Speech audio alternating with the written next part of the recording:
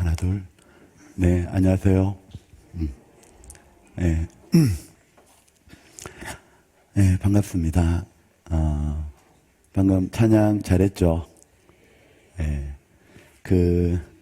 이렇게 찬양할 때, 가사가 어떤 내용이 있는지 좀 보시면 더 좋을 것 같습니다. 아무쪼록 한 주간 끝나고 나면 모든 분들에게 하나님의 은혜와 축복이 임했으면 좋겠습니다.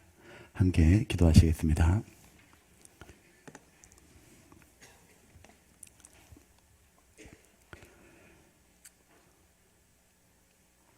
살아계신 아버지 하나님, 오늘 저희들을 하나님을 알 수 있는 성경을 배우는 이 자리에 불러주신 것을 감사합니다.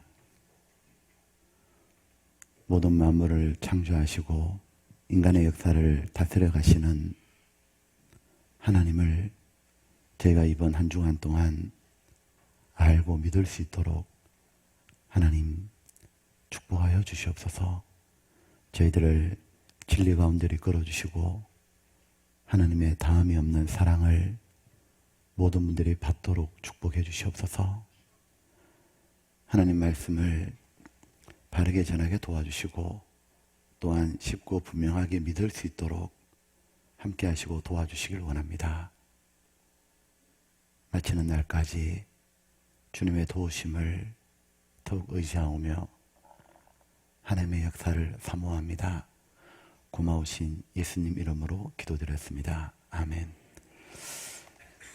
예, 성경 찾겠습니다. 성경 창세기 1장입니다.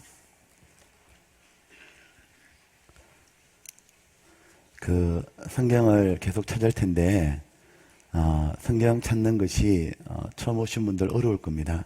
옆에 계신 분들이 잘 도와주시면 좋겠습니다. 창세기 1장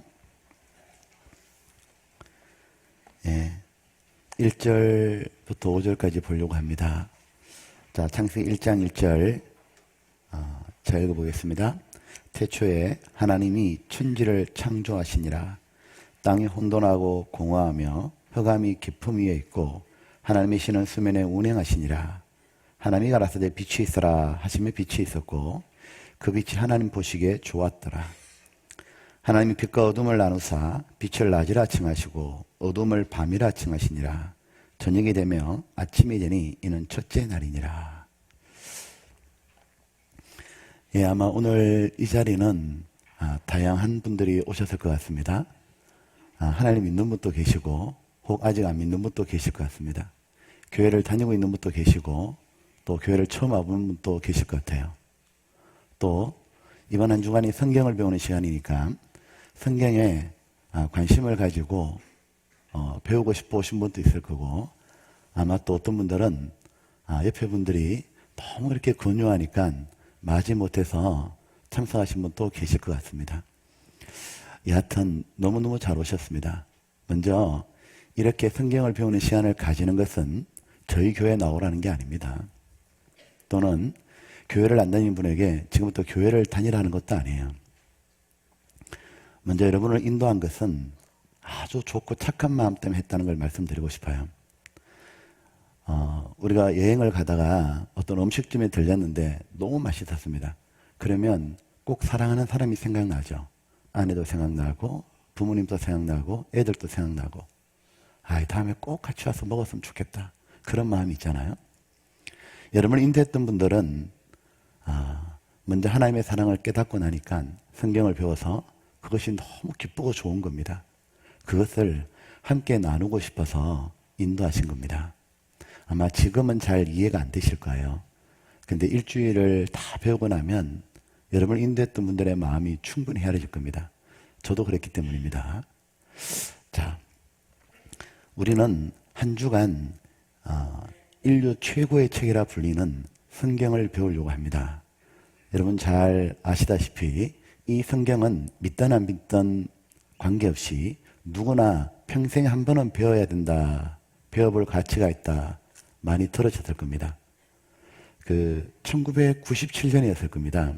미국 라이프지가 1000년간 인류 역사 속에서 가장 큰 영향을 미쳤던 사건 100가지를 발표했습니다. 그 중에 하나가 커피더라고요. 커피가 나와가지고 문화가 많이 바뀌었죠. 근데 그 커피가 메이드인이 하면 78입니다. 그리고 또 하나가 우주선이 개발된 겁니다. 달나라 갔다 온 것. 그것이 순위가 33입니다. 우주선이 개발되고 인류의 삶이 변했다는 거죠. 그런데 1위가 뭔지 아십니까? 무엇이 천년간 인류를 가장 많이 변화시켰을까? 그 1위가 성경 인수입니다. 성경. 여러분 그 서양학자 다린풀이라는 그분의 논문에 보면 서양 문명의 바탕 70%가 모두 성경을 하고 있다고 되어 있습니다. 그래서 성경에 대한 기본적인 이해가 없으면, 성경을 잘 모르면 세계 역사, 철학, 문학, 미술, 음악, 영화 등 세계 문화사 전반에 걸쳐서 깊이 있는 이해가 불가능하다고 말합니다. 그래서 성경을 인류 최고의 책이라는 칭호를 가지고 있죠. 또 하나, 성경은 여러 별명이 있는데 성경은 슈퍼 베스트셀러라고 들어보셨죠?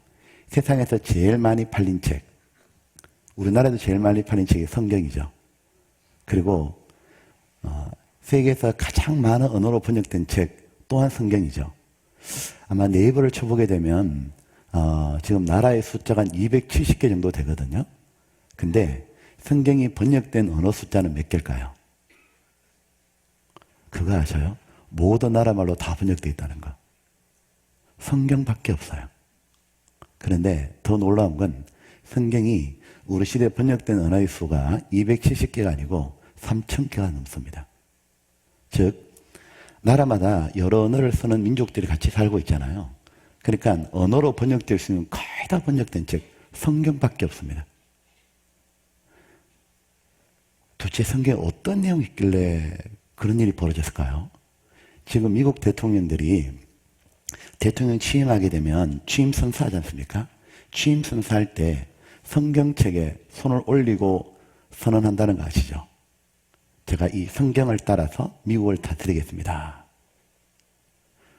분명히 특별한 내용이 성경에 들어있는 거죠.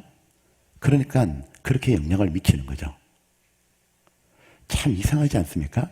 성경은 1900년 전에 완성이 된 책이에요. 굉장히 오래된 책이에요. 1900년 전이면 우리나라 구글의 신라 백제가 시작할 때요. 그때 이미 완성이 다 됐는데 너무너무 오래된 책이잖아요. 근데 우주선이 왔다 갔다 하는 우리 현대시대도 성경으로 자기 인생의 방향을 잡고 성경 보고 눈물 흘리고 성경 보고 삶의 방향을 잡잖아요. 성경을 결코 낡아지지 않는 책이라 그러죠. 시대, 문화, 연령, 학식 모든 걸 다 초월해서 성경이 사람들을 변화시켜 왔잖아요. 도대체 어떤 내용이 들어있는 걸까? 자, 잠깐 이해를 도와보겠습니다. 여기 보면 천년간 백대 사건 일가 성경 인쇄라 되어 있죠. 성경 인류 최고의 책이라는 칭호를 가지고 있다. 숱한 역경 헤쳐나온 영원한 베스트셀러, 한국의 넘버원, 우리나라에 제일 많이 팔린 또 성경이죠. 성서, 요거는 2012년도 자료인데요. 요때 2,500개 언어로 번역됐고 지금은 3,000개 이상 언어로 번역되어 있습니다. 자, 미국 대통령이 부시죠. 취임 선언할 때 오바마 대통령, 트럼프도 마찬가지입니다. 성경 읽고 위대한 영웅이 되라. 그러니까 성경이 분명히 사람을 변화시켜 왔는데 분명히 특별한 내용이 있는 거죠. 자, 그런데 우리가 성경을 배워야 되는 가장 중요한 이유가 있어요. 여기 있는 여러분들이 정말 다른 건 다 제쳐놓고도 교회는 안 나와도 되지만 성경은 반드시 진지하게 배워야 돼요. 이유가 있어요. 그 이유가 뭐냐면 여러분 인생에 제일 중요한 문제와 답이 성경에 나와 있기 때문이에요. 여러분, 사람은 평균 한 7, 80년을 살지 않습니까? 근데 인생은 살아보면 절대로 만만한 게 아니에요. 살다 보면 크고 작은 많은 문제들을 부딪히고 인생이 참 힘듭니다. 얼마나 힘들었으면 고뇌와 슬픔이라 그랬겠어요.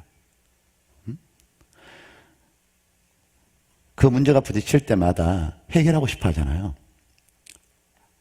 아마 지금 또 여러분에게 다 문제가 있을 것 같아요. 내가 요 문제만 좀 해결되면 내가 좀 살 것 같은데. 그런 게 다 있죠. 어떤 문제가 제일 급하셔요? 뭘 해결하고 싶으셔요? 사람마다 다를 거예요, 그죠? 어떤 분은 취직이 정말 걱정이고, 어떤 분은 결혼이 문제고, 어떤 분은 결혼했는데 부부 사이가 너무 나쁜 거예요. 그거 정말 힘들잖아요. 이혼을 꿈꾸다가도 자식이 태어났잖아요. 그러면 쉽게 이혼도 못해요. 특히 아내가 많이 참고 살죠. 자식 보고 산다 그러잖아요. 그런데 그 자식이 만약에 속썩이잖아요. 그러면 죽고 싶다고. 자식 보고 사는데 그 자식 때문에 너무 힘든 분도 있을 거고, 어떤 분은 돈이 없어가지고 너무 힘든 분도 있을 거예요. 가난하다는 건 굉장히 힘듭니다. 사업이 부도났든지 얼마나 힘들겠어요. 어떤 분은 말하기를 그게 뭐가 힘드냐고. 왜요? 목사님, 제가 지금 시한부 인생입니다. 무슨 얘기냐고. 제가 몇 주 전에 병원에 건강검진을 받으러 갔는데 의사분이 조금 조직이 안 좋아 보인다고 조직 검사를 해야겠고 일주일 뒤에 다시 오라 그래가지고 딱 가니까 의사분이 저를 보더니 말이 없더라고. 그러고는 왜 이제 왔었냐고. 이미 온몸에 암이 다 퍼졌다고. 병원에서 더 이상 해줄 게 없다고. 폐암 말기라고. 아무것도 치료할 것이 없다고. 길게 살아야 3개월 산다 그럽니다. 청천벽력 같은 얘기잖아요. 자, 보면 전부 다 문제들은 다를 거예요. 그죠? 그리고 그 문제가 해결될 얼마나 바라겠어요. 그런데 제가 지금 말씀드렸던 그런 문제들이 기적적으로 해결되었다 할지라도 풀리지 않는 더 근본적이고 중요한 문제가 있다는 거예요. 이를테면 좋은 회사에 원하던 대기업에 취직하고 원하는 사람과 결혼하고 그리고 부부 사이가 인구처럼 바뀌고 자식이 정신 차리고 공부를 하고 돈이 없어가지고 로또를 샀는데 세상에 1등이 당첨되자마자 가난이 싹 물러가 버려요. 병원에서 포기했는데 암 말기인데 너 어떤 음식 먹고 나았다는 말 듣고 어렵게 구해서 탈해 먹었는데 암덩어리가 없어진 거예요. 그런 기적이 일어나도 풀리지 않는, 해결해야만 되는 더 중요한 문제가 있다는 거예요. 더 중요한 문제가. 사람에게 가장 중요한 문제가 있는데요. 사람은 먹고 사느라 바빠가지고 그 문제를 놓쳐요. 자, 한번 물어볼게요, 여러분. 여러분에게 제일 중요한 문제, 살아있을 동안에 반드시 해결해야 될 제일 중요한 문제가 있어요. 무엇일까요? 진짜 한번 고민해봐요.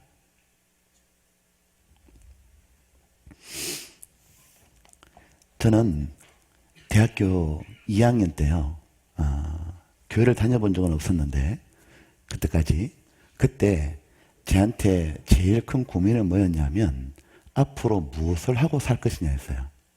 제가 화학공학과를 나왔거든요. 공대를 나왔는데, 뭘 하지? 저는 개인적으로는 한 40까지는 좀 공부도 하고, 좀 준비해놓고, 40이 넘고 나면 인생을 좀 여유롭게 즐기고 싶더라고요. 그런데 뭘 준비해야 될까? 선배들이 미국 유학을 갔다 와가지고 박사학위를 받아온 거 보면 그게 그렇게 부럽더라고. 야, 내가 저쪽으로 나가야 되나? 아니, 군대를 가야 되나? 과를 좀 바꿔봐야 되나? 하여튼 그때는 저한테 그게 제일 큰 문제였어요. 어떻게 해야 되지? 한참 고민하고 있을 때 제 고등학교 3학년 친구한테 연락이 온 거예요. 내 친구가 군대를 갔는데 단짝이었거든요. 걔가 행군하다가 죽었다는 거예요. 제가 믿어지지가 않더라고. 사람이 그렇게 쉽게 죽나? 걔가 우리 반에서 운동을 제일 잘했거든요. 오래 달리기도 제일 잘했고. 근데 죽었다는 거예요. 제가 그 친구의 화장터를 갔어요. 화장식을. 제가 그 화장터에 가가지고 한 가지 안 게 있어요. 세상에서 제일 비참한 게 뭔지를요. 세상에 제일 비참한 게 뭘까요? 돈 없는 거요? 아니요. 친구 없는 거? 아니요. 제일 비참한 게 뭔 줄 알아요? 죽음입니다. 죽음. 이 친구는 외동아들이었고 그 엄마가 남편과 사별하고 난 다음에 애 하나 보고 살았거든요. 이 친구가 그런데 이제 딱 죽었어요. 이제 마지막에 이 이제 친구의 그 관을 불 속에 이제 밀어 넣어야 돼요. 같이 가족들하고 쭉 따라가요. 밀어 넣어야 되는데 그 엄마가 관을 붙잡고 안 놔주는 거예요. 따라 죽을 수가 있어요. 아니면은 계속 붙잡을 수가 있냐고. 나중에 깍깍거리고 통곡하다가 혼절해 버렸습니다. 엄마의 꿈이 뭐냐면 아들이었는데 이제 보고 싶다고 볼 수가 있어요? 만지고 싶다고 만질 수가 있어요? 듣고 싶다고 들을 수가 있냐고. 너무너무 보고 싶어서 꿈에라도 한번 볼까 싶어서 꿈꿔보지만 아침에 일어나 보면 베갯잎에 눈물만 흠뻑 젖어 있다고. 너무너무 고통스러워요. 그리고 그 죽음이 딱 끝나고 난 다음에 화장터에서 몇 시간이 지나고 나니까 우리를 부르더라고요. 가보니까 하얀 뼈가루 한 줌을 돌려주더라고. 제가 그걸 딱 보는데 너무너무 허무한 겁니다, 진짜. 아니, 이 친구가 이러려고 죽으라고 공부했나? 저희 고등학교 3학년 때요.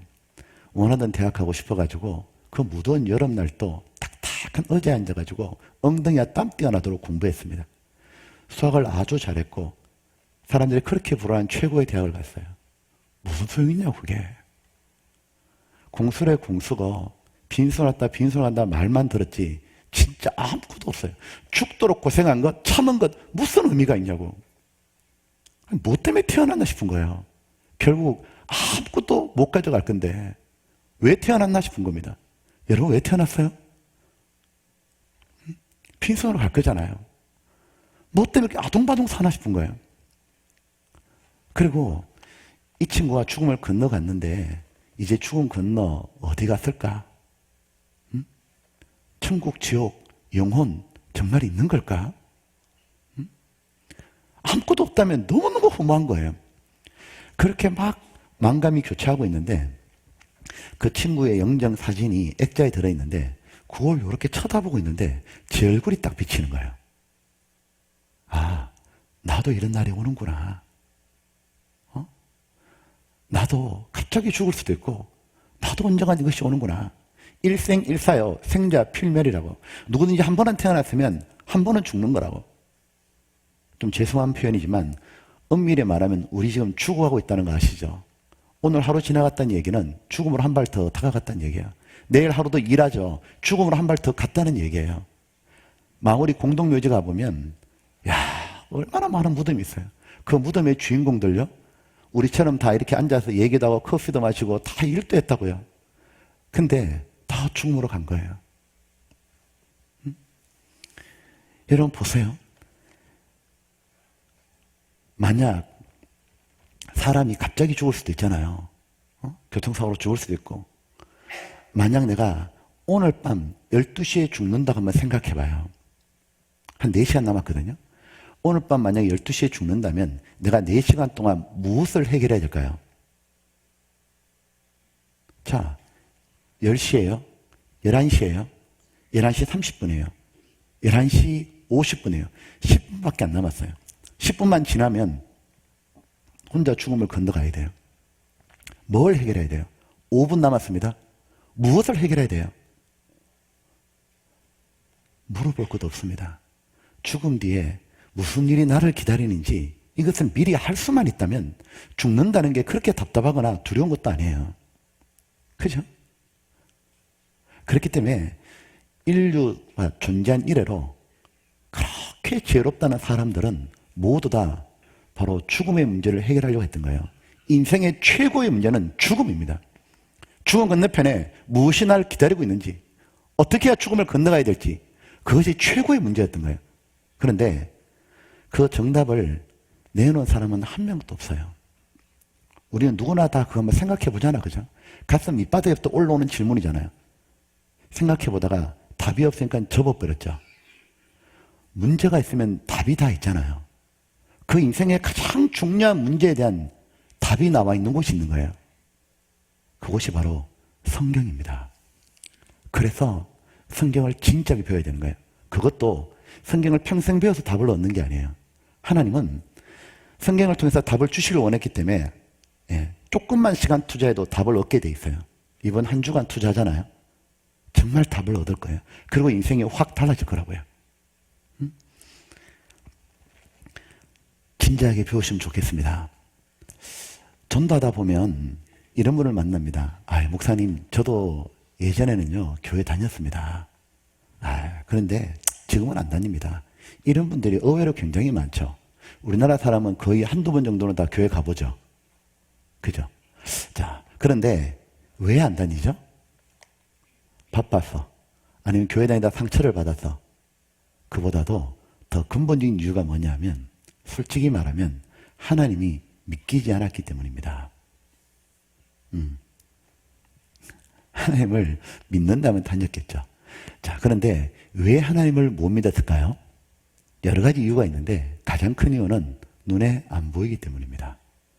우리들이 안 보이는 걸 믿는다는 것은 굉장히 어렵습니다. 그런데 안 보이니까 없다. 그건 더 큰 잘못이죠.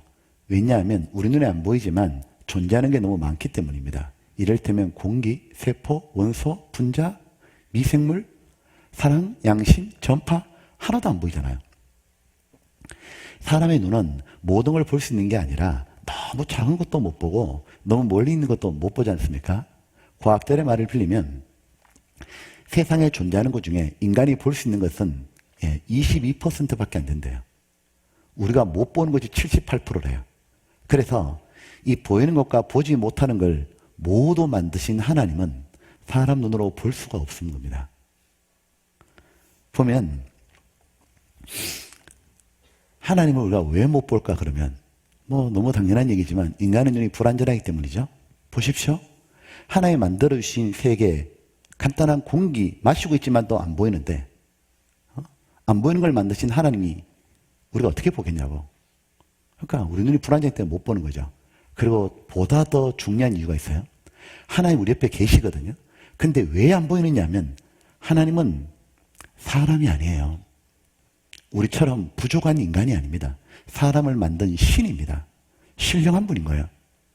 그래서 이 불완전한 눈으로 하나님을 볼 수가 없는 거예요. 하나님은 어떤 분이냐 하면 제가 이제 앞에 성경을 시간을 좀 줄이기 위해서 앞에 이렇게 쳐 오기도 했습니다. 이거 친다고 힘들었습니다. 자, 여러분 앞에 이게 지금 뒤에 나오나요? 요한복음 4장 24절인데 같이 읽어볼까요? 하나님은 영이시니 밑에는 안 읽었죠? 하나님은 영이시니 God is a spirit. 하나님은 영이시니 즉 하나님이 신령한 분인 거예요. 인간은 육체라는 걸 가지고 있기 때문에 피곤하고 병들고 늙고 죽는 겁니다. 하나님은 피곤한 것도 없고 죽음도 없으신 거예요. 그 인간은 육체 속에 갇혀 있으니까 지금 이 시간 미국, 일본, 중국에서 무슨 일이 일어난지를 알 수가 없지 않습니까? 하나님은 다 아시는 거예요. 여러분 하나님은 이 모든 만물을 보이는 것과 보이지 않는 모든 걸 지으시고 다스리는 창조주예요. 신입니다. 근데 그럼 볼 수도 없는 하나님을 우리가 어떻게 믿을 수 있죠? 방법이 있다 이거죠. 자, 한번 제가 분단 나누기 해볼게요. 1분단, 2분단, 3분단, 4분단. 자, 2분단 쳐보세요. 2분단 잘 보셔야 됩니다. 제 손바닥을 자세히 보셔요. 제 손바닥에 세균이 있을까요?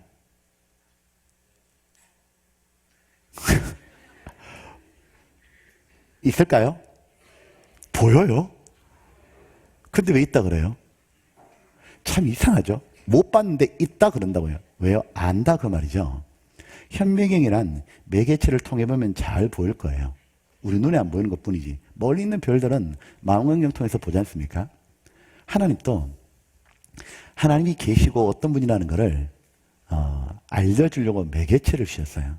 많은 매개체가 있는데 가장 확실한 매개체가 뭐냐 하면 바로 성경입니다. 성경. 그래서 누구든지 간에 성경을 진지하게 배우잖아요. 교회 한 번도 안 다녀도 괜찮아요. 하나님 믿어져요. 제가 지금 뭐라 했죠? 믿어진다고요. 억지로 믿으려고 안 해도 믿어지게 돼 있어요. 왜 그러냐면 하나님은 이 성경 속에 무엇을 기록했냐면 제일 먼저 하나님이 계시다는 수많은 증거들을 담아두신 거예요. 그러니까 누군지 성경을 자세히 배우잖아요. 믿어지게 돼 있다고요. 그러면 내가 왜 아직까지 하나님을 못 믿는 걸까? 그 이유는 교회를 안 다녀서가 아니고요. 성경을 진지하게 배우지 않아서 그런 거예요. 실제로 교회 다녀도요. 성경 내용을 모르잖아요. 그러면 하나님께 올바른 믿음이 안 생겨요. 성경 모른 채 교회를 수십 년 다니면 교회 생활은 의식은 잘 알아요. 크리스마스 어떻게 하고 부활절 때 어떻게 하고 주일 어떻게 보내고 찬송 어떻게 하고 다 아는데 하나님을 향한 믿음이 안 생겨요. 너무 희한한 건 16절째를 나눠드리고 수십 년간 하나님 믿었는데 하나님이 어떤 분인지 한번 적어보시라고. 그러면 적을 게 없어요. 이상하죠. 그리고 성경을 모른 채 계속 교회만 열심히 다니면 잘못하면 맹신도 광신도가 될지도 모른다고요. 그래서 하나님은 오라 우리가 여호와 하나님을 알자. 바르게 알자. 힘써 하나님을 알자. 방법이 뭐냐면 성경을 바르게 배울 때 하나님을 분명히 알게 되는 겁니다.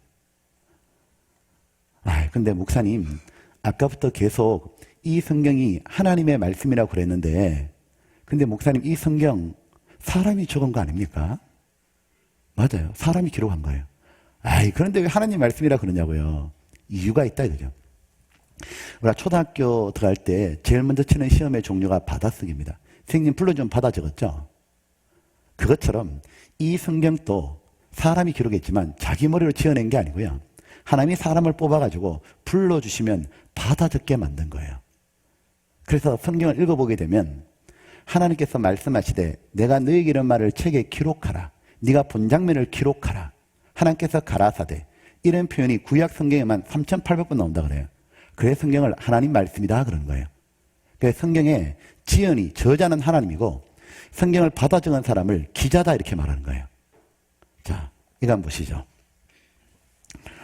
자, 베드로후서 1장에 이런 내용이 나와요. 먼저 할 것은 자, 성경 배우기 전에 알아야 되는데 경에 성경의 모든 예언은 사설에 풀 것이 아니니 예언은 언제든지 사람의 뜻으로 낸 것이 아니요 성령의 감동하심을 입은 사람들이 같이 읽어볼까요?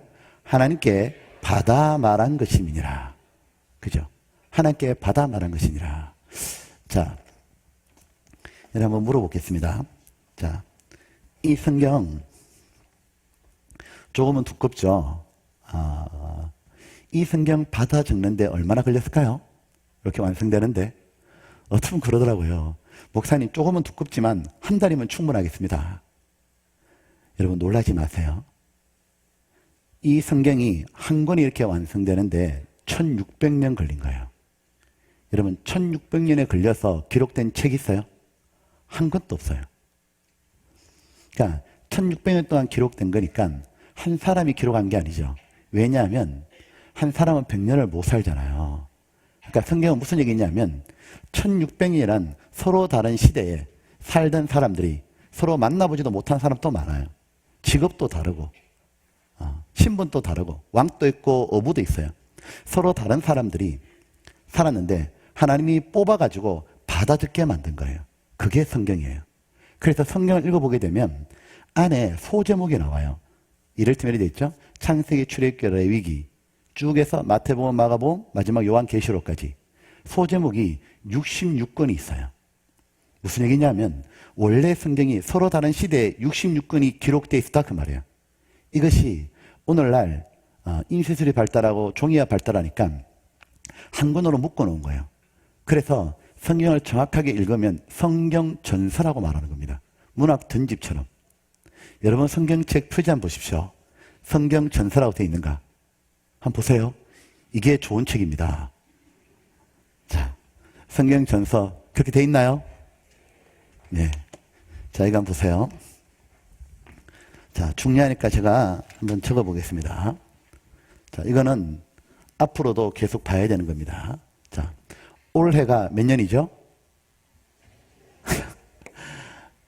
지난주에 2017년 누가 그러더라고요. 그러면 옆에 분이 잘 돌봐드려야 되겠습니다.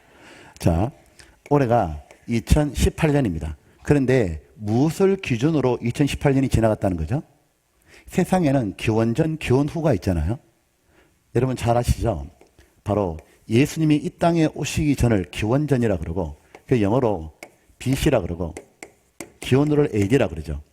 예수님이 오시고 2018년이 지나갔다는 말이에요. 먼저 여러분, 예수님이 누구시길래 역사의 전후를 나눠버릴까? 예수님 오시고 난 다음에야 비로소 역사의 의미를 띠는 거예요. 도대체 누구시길래? 성경의 주인공이거든요. 그런데 여러분 인생에서 예수님을 꼭 만나셔야 돼요. 그 예수님을 만날 때 여러분 인생 또 전후가 완전히 달라져요. 슬픔 많은 이 세상도 천국으로 와도다. 할렐루야 찬양하세.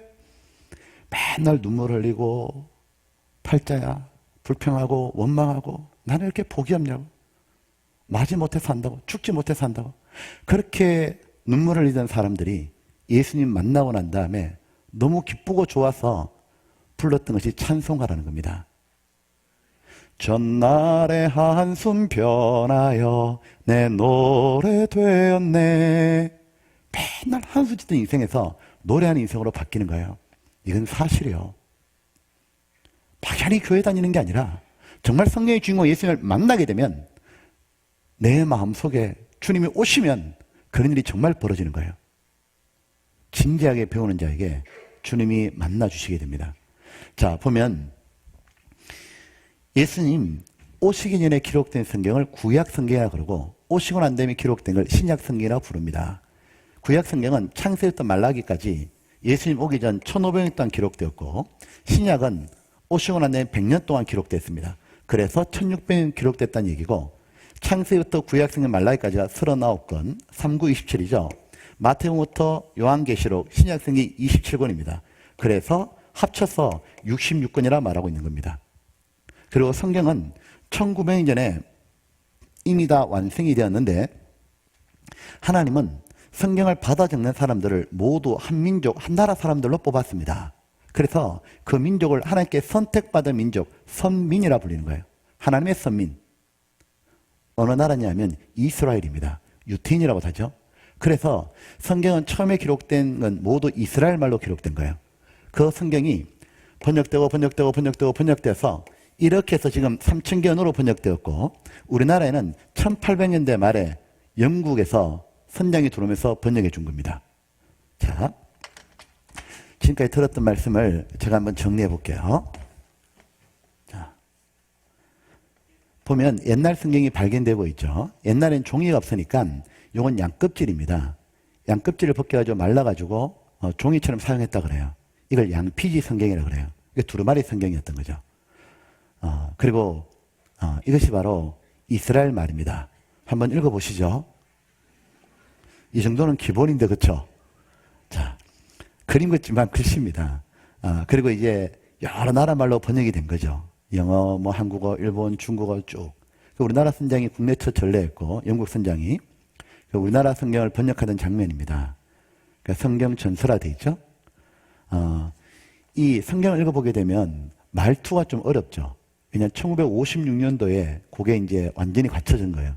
그 당시 어떠니까 어렵지만 내용은 충분히 이해할 수 있습니다. 자, 이제 성경을 배워야 되는데 누가 질문합니다. 근데 목사님, 솔직히 이 성경 진짜 하나님 말씀인지 우리가 어떻게 합니까? 이게 진짜 하나님 주신 거 맞습니까? 어떻게 합니까? 예, 알 수 있게 되어 있습니다. 배워보면 합니다. 여러분, 글을 읽어보게 되면 글을 쓴 사람의 수준이 나와 있잖아요.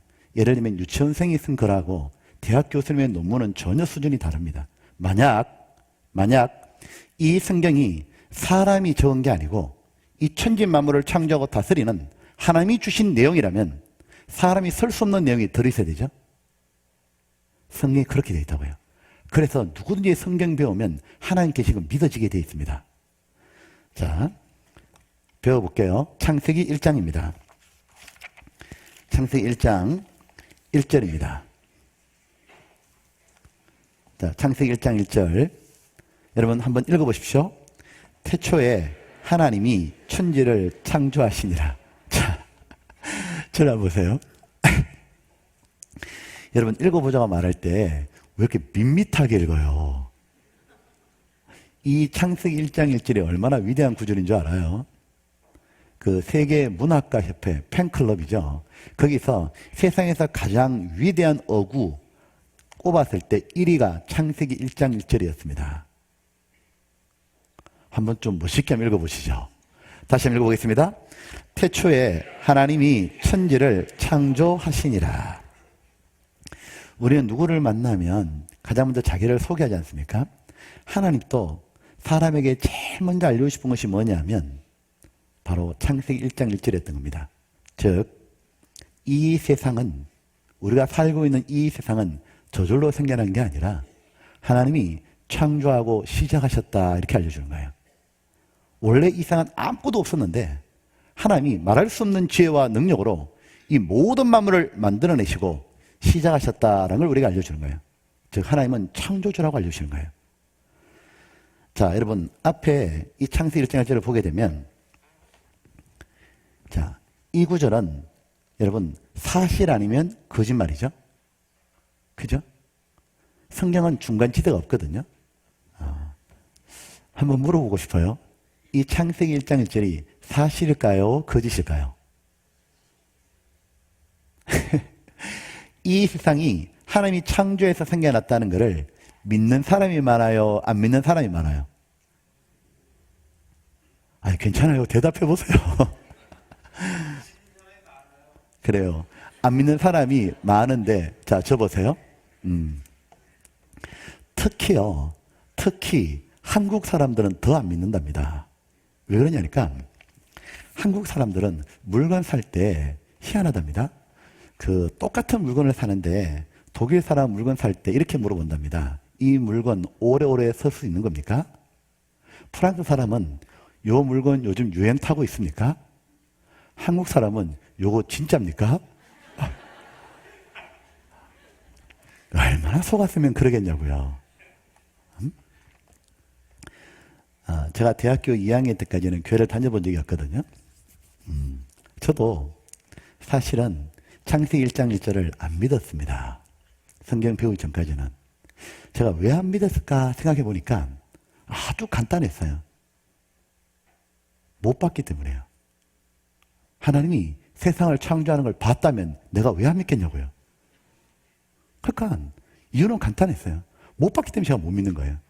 자, 그런데 못 봤지만 믿을 수 있는 방법은 얼마든지 많이 있다는 거 아십니까? 이를테면 이거예요. 밤새 눈이 왔어요. 아침에 나가보니까 앞마당에 사람 발자국이 쫙 있는 겁니다. 나는 못 봤지만 사람들이 지나갔다는 흔적이죠. 믿을 수 있죠. 그것처럼 하나님은 창조하는 걸 보여준 건 아닌데 창조하셨다는 발자국을, 흔적들을 곳곳에 다 남겨놓으신 거예요. 그래서 누구든지 그 발자국을 보면서 하나님 계시네, 하나님이 창조하신 거네, 믿어지게 돼 있어요. 그 발자국이 크게는 두 가지요. 하나는 하나님 만드신 우주 만물, 자연 만물이고요. 또 하나가 성경이라는 거예요. 자, 먼저 이 세상을 가만히 살펴보세요. 사람이 만들지 않은 것으로 가득 차 있어요.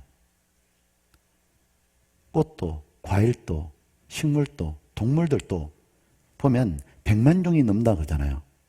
인간이 만든 건 아무것도 없거든요. 참 신기해요. 한번 생각해 본 적 있어요? 이 동식물들은 어떻게 생겨나게 되었는지. 한번 생각해 보셔요. 프란시스 세퍼라는 박사님이 이렇게 말했습니다. 21세기 와서 인류는 죽었다. 왜? 사고를 안 하는 거예요. 생각을 안 하는 거예요. 우리는 살아있으니까 생각을 해봅시다. 자, 이 모든 100만 종이 넘는 동물들이 어떻게 생겨나게 됐을까요? 분명한 거 하나는 저절로 생겨나지 않았다는 거죠. 왜요? 저절로 생겨난 건 아무것도 없기 때문이에요. 컵도, 마이크도, 피아노도, 옷도, 신발도, 안경도, 이 건물도 다 누가 설계하고 만들어야 생겨나는 거잖아요. 자, 제가 써 있는 이 강대상도 누군가가 설계하고 만들어서 갖다 놓은 거잖아요. 그렇죠? 그러면 이 동식물도 분명히 누군가가 설계하고 시작했다는 거예요. 도대체 누굴까? 분명히 누구는 있는데, 근데 또 하나 분명한 것은 그걸 만든 분은 사람은 아니라는 거예요. 왜요? 사람은 그걸 만들 능력이 없어요. 그죠? 사람은 짐승보다는 머리가 뛰어나죠. 그러니까 짐승이 하지 못한 걸 사람이 많이 합니다. 사람은 집을 만들었는데 지구를 만든 건 아니에요. 사람이 지붕을 만들지만 하늘을 만들 수가 없고, 사람은 댐을 만들지만 바다를 만들 수가 없고, 사람은 곰 인형을 만들지만 살아있는 곰은 못 만들어요. 사람은 하늘에 보면 태양계가 있잖아요. 그 모형은 만들어요. 진짜 하늘에 있는 별들은 만들 수가 없다는 거예요. 그런데 엄연히 이 모든 게 존재한다는 거예요. 그러면 이 모든 걸 만드신 분은 사람과 비교할 수 없는 탁월한 능력과 말할 수 없는 지혜를 소유하고 계신 분인 거예요. 그래서 여러분, 서양의 과학자들이 하는 말 들었죠? 이 우주 어디엔가 위대한 분이 계시는 거다. 그 위대한 분을 뭐라고 표현했냐면 something great 그랬죠? something great. 누군가가 위대한 분이 계시는 거다. 왜? 논리적으로 너무 마땅한 얘기인 거예요. 그분이 누군지를 하나님의 성경을 통해 우리에게 알려주시는 거예요. 여러분 보시죠. 한번 읽어보십시오. 집마다 지연이가 있으니 만물을 지으신 이는 하나님이시니라. 집마다 지연이가 다 있다는 건 당연하잖아요. 지연이가 없으면 집이 생겨날 수가 없죠. 그럼 만물은 지은 분이 계시다는 거예요. 바로 하나님이시니라. 여러분 보면 작품 전시전 이런 거 가보시죠. 뭐 조각 전시전, 또 미술 전시전. 참 작가가 대단하잖아요. 이 세상은 하나님의 작품 전시전인 거 아셔요? 세상에 보면 사람이 만들지 않은 것, 아니 정확하게 말하면 만들 수 없는 것으로 세상은 꽉 차 있어요. 우리 주변에 눈만 돌리면 전부 다 하나님의 작품이에요. 꽃도, 풀도, 동물도, 새도. 하나님은 눈에 보이지 않는데 하나님의 솜씨가 보이는 거예요. 조각전에 가보면 조각가는 안 보여요. 그러나 조각가의 솜씨가 보이잖아요. 그것처럼 이 많은 작품 중에서 한 가지만 제가 말씀드리면 바로 우리가 살고 있는 지구라는 겁니다. 여러분 참 희한하죠. 이 지구를 가지고 흔히 이래 말하죠. 우주의 푸른별, 우주의 오아시스. 생명체가 살 수 있는 유일한 곳. 사람 살기에 너무 안성맞춤 적당한 곳. 그죠? 여러분 보면 사람도 무엇을 만들 때는 뚜렷한 목적이 있고 그 목적에 따라서 잘 만들려고 애씁니다. 컵 하나 만들어도 손잡이를 어디 둘까? 다 애를 쓴다고요. 근데 이 지구도 사람 살기에 너무 완벽하게 하나님이 애써 만드신 거 아십니까? 한번 보십시오. 성경 하나 볼게요. 이사야 45장. 이사야 45장.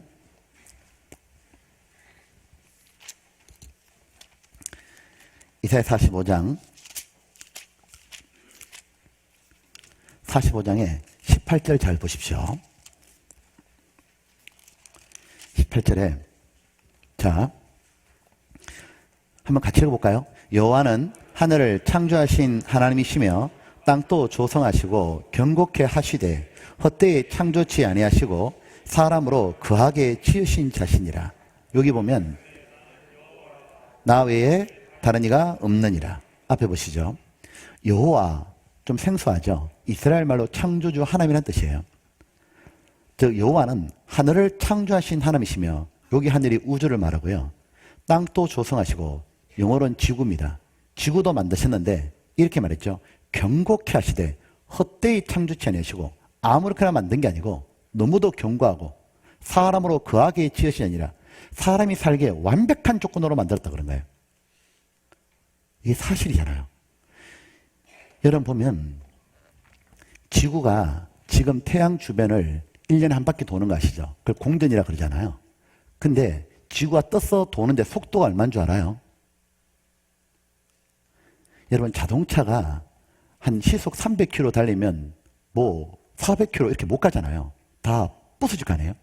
지구가 달리는 속도가 아니라 시속 10만 8천 km예요. 총알의 30배 속도로 달린다고. 여기에 산, 바다, 온갖 사람 다 싣고 달리는데 너무너무 단단하잖아요. 이렇게 1년에 한 바퀴 돈다고요. 그리고 지구에 이렇게 흔히들 말합니다. 20만 가지가 정교하게 조정되어 있다고. 그 중에 대표적인 게 태양입니다. 여러분, 우리는 태양이 없으면 못 살잖아요. 근데 태양과 조금만 더 가까워지면 어떻게 될까요? 다 죽어요. 멀어지면요? 얼어 죽어요. 그래서 이 태양과 지구 간의 거리를 딱 조사해 보니까 1억 5천만 킬로인데 요 거리가 사람 살기에 가장 안성맞춤이라는 겁니다. 처음부터 그렇게 설계했다는 거예요. 요렇게 딱 벌어져 가지고요. 지구가 태양 주변을 도는데 지구는 또 하루에 한 바퀴 자전하죠. 자, 지구도 하루에 한 바퀴 돌거든요. 자, 보세요. 이 무거운 지구가 하루에 한 바퀴 안 돌면 어떻게 될까요?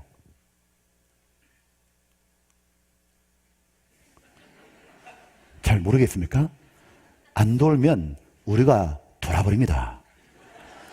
우리가 왜 도느냐면, 잘 보세요. 만약 안 돌잖아요. 그럼 태양이 계속 이쪽으로 비추면 이쪽은 뭐예요? 낮이에요. 반대는 뭐죠? 밤이에요. 이렇게 계속 쪼으면 다 타버리고 반대는 다 얼어버립니다.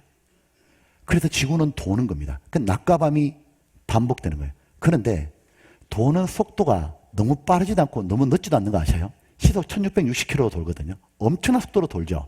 그런데 12시간 낮, 12시간 밤이잖아요. 지금보다 만약에 더 빨리 돌면 어떻게 될까요? 10배나 빨리 돌면 낮밤 이래 된다고. 늦게 돌면요. 낮. 여러분, 그 붕어빵 구울 때요. 빨리빨리 잘 뒤집어야 돼요. 안 뒤집으면 다 타버린다고. 지구가 그렇게 돼 있다고요.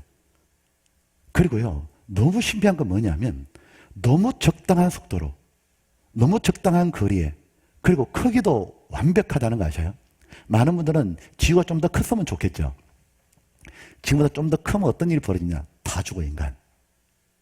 왜냐하면 더 크면 지구가 당기는 중력이 너무 커가지고 사람이 마시면 안 되는 기체를 끌어당겨요. 숨 쉬면 죽어요. 지구보다 크기가 작으면 산소나 이런 거 다 날아가 버려요. 또 다 죽어요. 지구 축이 기울어진 거 아시죠? 23.5도. 우리 지금 대화되고 있는 거죠. 자, 지구가 23.5도 기울어져 있는데 왜 기울어져 있는지 아세요? 왜 23.5도고? 과학자들이 깜짝 놀랐잖아요. 그렇게 안 기울어져 있으면 사계절이 안 생기고 못 삽니다. 그런데 23.5도가 기울어지려면 어떻게 되냐? 그냥 안 돼요. 과학자들이 깜짝 놀랐잖아요. 원래 지구는 90도였다가 이렇게 됐다가 이렇게 돼야 되는 겁니다. 축이. 근데 23.5도를 딱 유지하는 비결이 뭐냐? 달이었던 거예요. 달이 지구랑 떨어져 있죠. 그 거리만 달만한 게 딱 떨어져 있으면 지구를 23.5도로 딱 붙잡고 있는 거예요. 처음부터 사람을 살게 하려는 완벽한 설계입니다. 그래서 조사해 보니까 이러한 20만 가지 이상의 조건들이 아주 미세하게 조금 더 벗어나면 안 되고 아주 미세하게 조정, 영어로 fine tuning이라고 합니다. 그렇게 돼 있어야만 인간이 살 수 있다는 거예요. 그래서 과학자들은 이 지구를 연구하고 우주를 연구하다가 전부 다 한결같이 하는 말이 있죠. Something great. 정말 창조주가 계신다. 보시죠. 제가 우리나라의 천문학 분야의 최고의 교수님 중에 한 분을 모셔보겠습니다. 교육방송에 나오신 분인데 EBS에 나오셨습니다. 연세대학교 교수님입니다.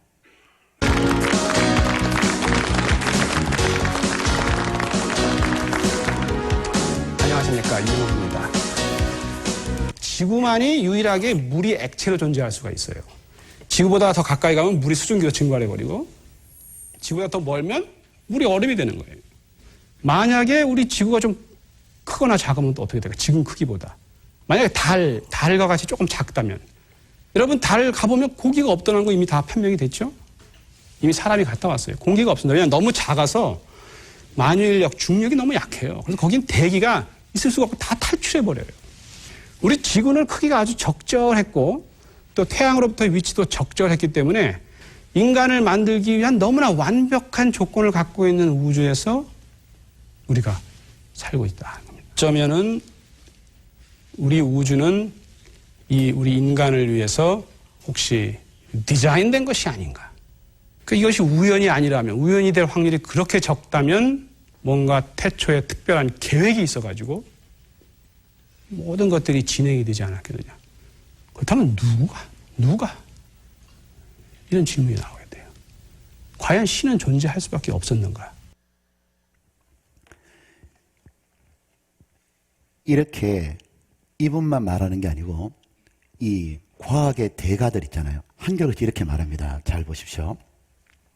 벨리 대학의 석좌 교수, 월터 브래들리 교수님은 우리가 사는 지구는 매우 복잡한 생명체들이 살아가는데 놀라울 만큼 적합한 장소입니다. 그러므로 지구가 우연히 생겨났다고 믿는 것은 불가능합니다. 자연에 새겨진 수학 법칙들과 우주 상수들, 수많은 초기 조건들은 지구가 우리를 위해 정교하게 만들어졌다는 걸 보여줍니다. 노벨 물리학상을 받던 찰스 타운즈 교수님은 이렇게 말했죠.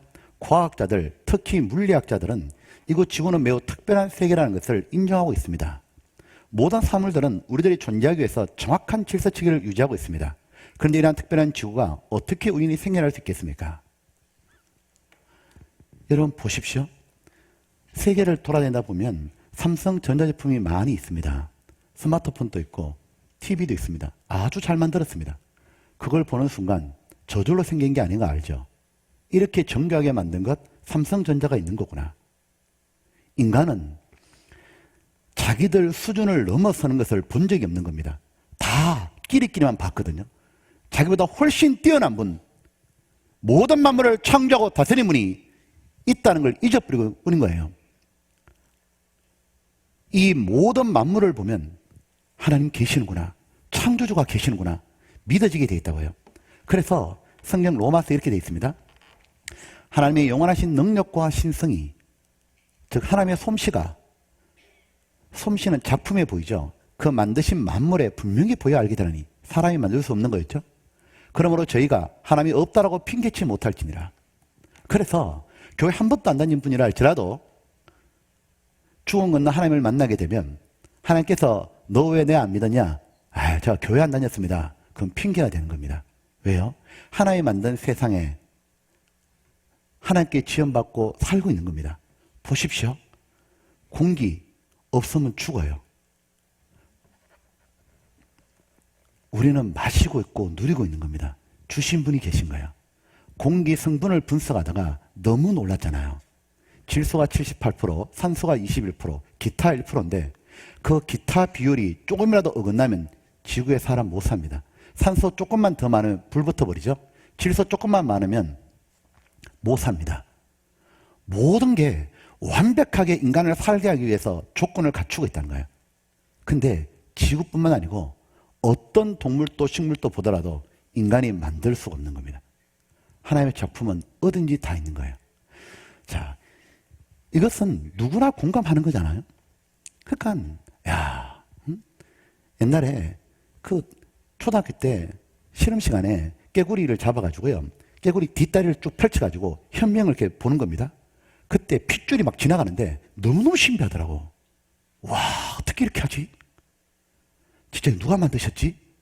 다 누구나 공감하는 거예요. 그런데 그럼에도 불구하고 우리는 하나님을 잘 믿지 않으려고 그래요. 특히 우리 시대가 더 그래요. 우리 시대는 웬만하면 하나님을 안 믿으려 하거든요. 이유가 뭐죠? 우리 시대는 더 뚜렷한 분명한 증거를 요구하기 때문에요. 그래서 하나님은 더 뚜렷하고 하나님이 계시다는 걸 믿을 수밖에 없는 증거를 남겨두셨어요. 발자국으로. 그것이 바로 성경입니다. 그 뚜렷한 증거는 잠깐 쉬었다가 알려드릴게요. 자, 쉬는 시간 제가 드린다 그랬죠? 자, 조금 쉬는 시간 드릴 테니까요. 다들 이렇게 커피도 한잔 하시고, 대신에 나가시면 안 돼요, 멀리. 빨리 오셔야 됩니다. 한 5분 정도 드릴 겁니다.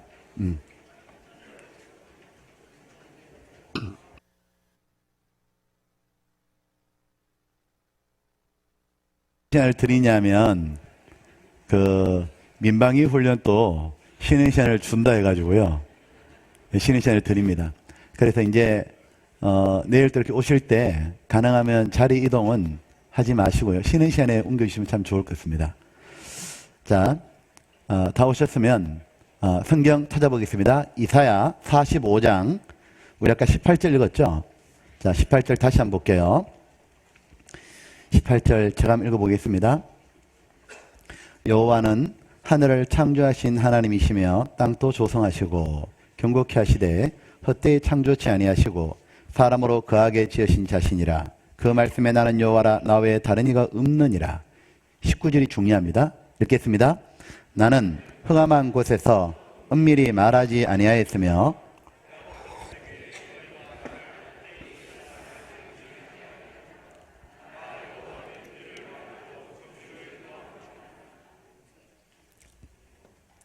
앞에 한번 보시죠. 나는, 하나님은 그 말이에요. 흑암한 곳에서 은밀히 말하지 아니하였으며 너희가 나를 헛되이 찾아라 이러지 아니하노라. 나 여호와는 의를 말하고 정직을 구하느니라. 아주 중요한 말씀입니다. 자, 빨리 자리 잡아주시고요. 예, 다 앉았습니까? 성경 배우실 만하죠? 예.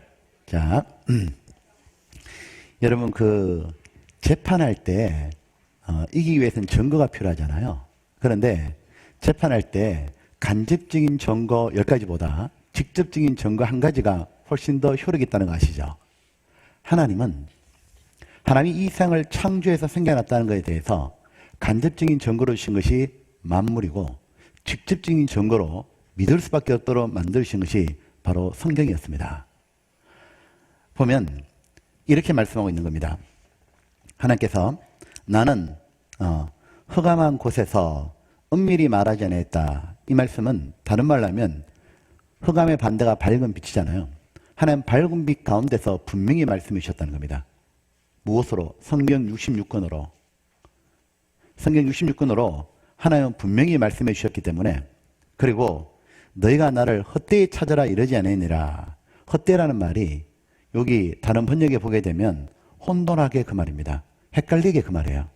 즉 하나님은 성경 66권에 믿을 수밖에 없는 뚜렷하고 분명한 증거를 주셨기 때문에 확인해보고 믿어라 그 말이에요. 그리고 그 증거가 뭐냐? 나 여호와는 의를 말하고 정직을 구하느니라. 우리는 거짓말을 믿을 수가 없잖아요. 하나님의 말씀은 모두 정직하고 사실이다 그 말이에요.